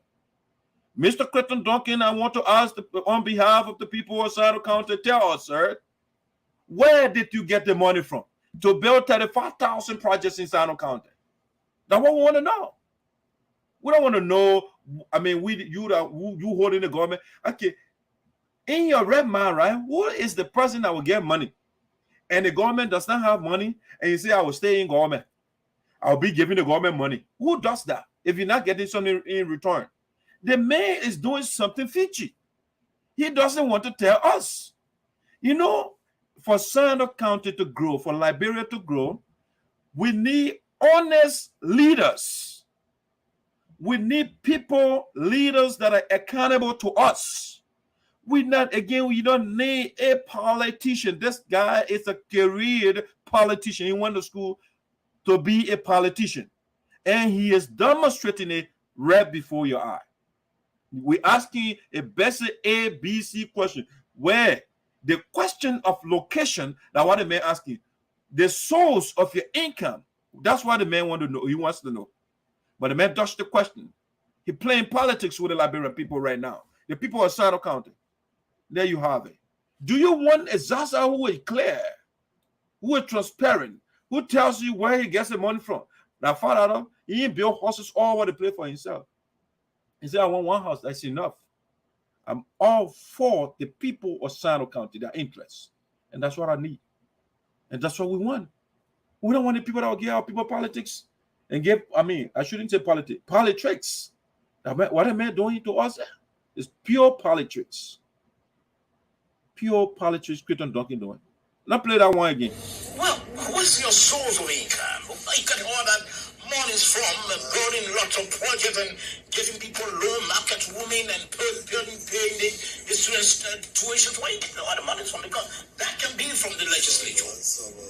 We are men. The legislatures don't make us. We make the legislatures. Okay. So the legislature is a place that requires men to come in and be able to assist the government in areas in which government cannot reach at a certain time. We know what we are going through as a government. We know the constraint that the executive is going through. All right, so the legislature doesn't make, or we make the legislature, and therefore Kojo Duncan did not tell us where he's getting the money from. So, ladies and gentlemen, we need somebody who is transparent. Kojo Duncan is not transparent. Milton Teahjay is not transparent. The only transparent men will have the Honorable Zaza, and that's it. So, and the two men are already campaigning for Honorable Zaza. And so, ladies and gentlemen, we want to say have a wonderful night. We want to say thank you so much for joining us tonight. To follow, to get another education, to empower you with the knowledge that you need. Duncan is speaking like an inexperienced person after all these years working in government. Just answer the simple question. No, he will not answer the question. No sound. Simple question. No, he will not answer the question. Yeah, I think it's working. So I think the problem was from your side. This is a very cheap propaganda. Okay, which one is the cheap propaganda now? Kojo Duncan or Milton Teahjay calling you say elephant? Which one? So you got to be clear, brother. Good job, brother. Thank you. Following. Good work is good. We have one organization, and I'm also begging the code video to come home to the real organization USAA for we disabled people. Okay, so the error is calling over there, following from my Sinkan community resident. The resident is the person. Residence is the location. All right, so we got to make that correction. I'm watching this on YouTube. Thank you, Minister, for following VOSD from YouTube. I really appreciate you. All right, guys, ladies and gentlemen, how we're doing it for the night. We want to say thank you so much for following VOSD, and we'll be back here Monday to talk to you. Again, we are only doing Monday now, and that's it. All right, unless we have an emergency show, but it will be Monday. We're trying to do it at 3 p.m. on Monday. All right, that's the time we are working on. So we have to be time disciplined, so we are working on that 3 p.m. on Monday, VOSD. All right, I'm out for the day. Asablinde. Asablinde, a problema, no seguimos. Aquí no va, allá no seguimos. Aquí no va, a problema, no seguimos. Asablinde, allá no seguimos.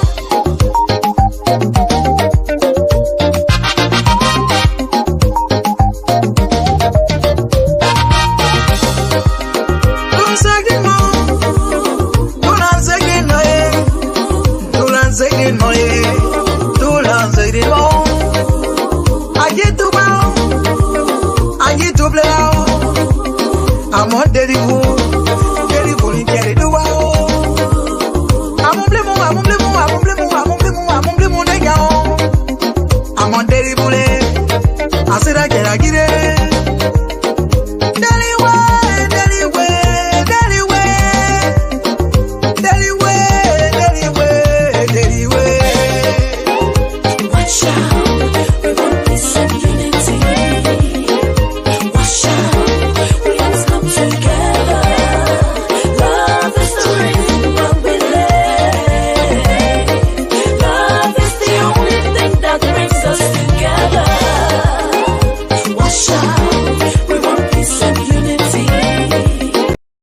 Watch out, we need peace and unity. And it's a VOSD with ESOTERIC. I want to say thank you so much for joining us, and we are out for the night.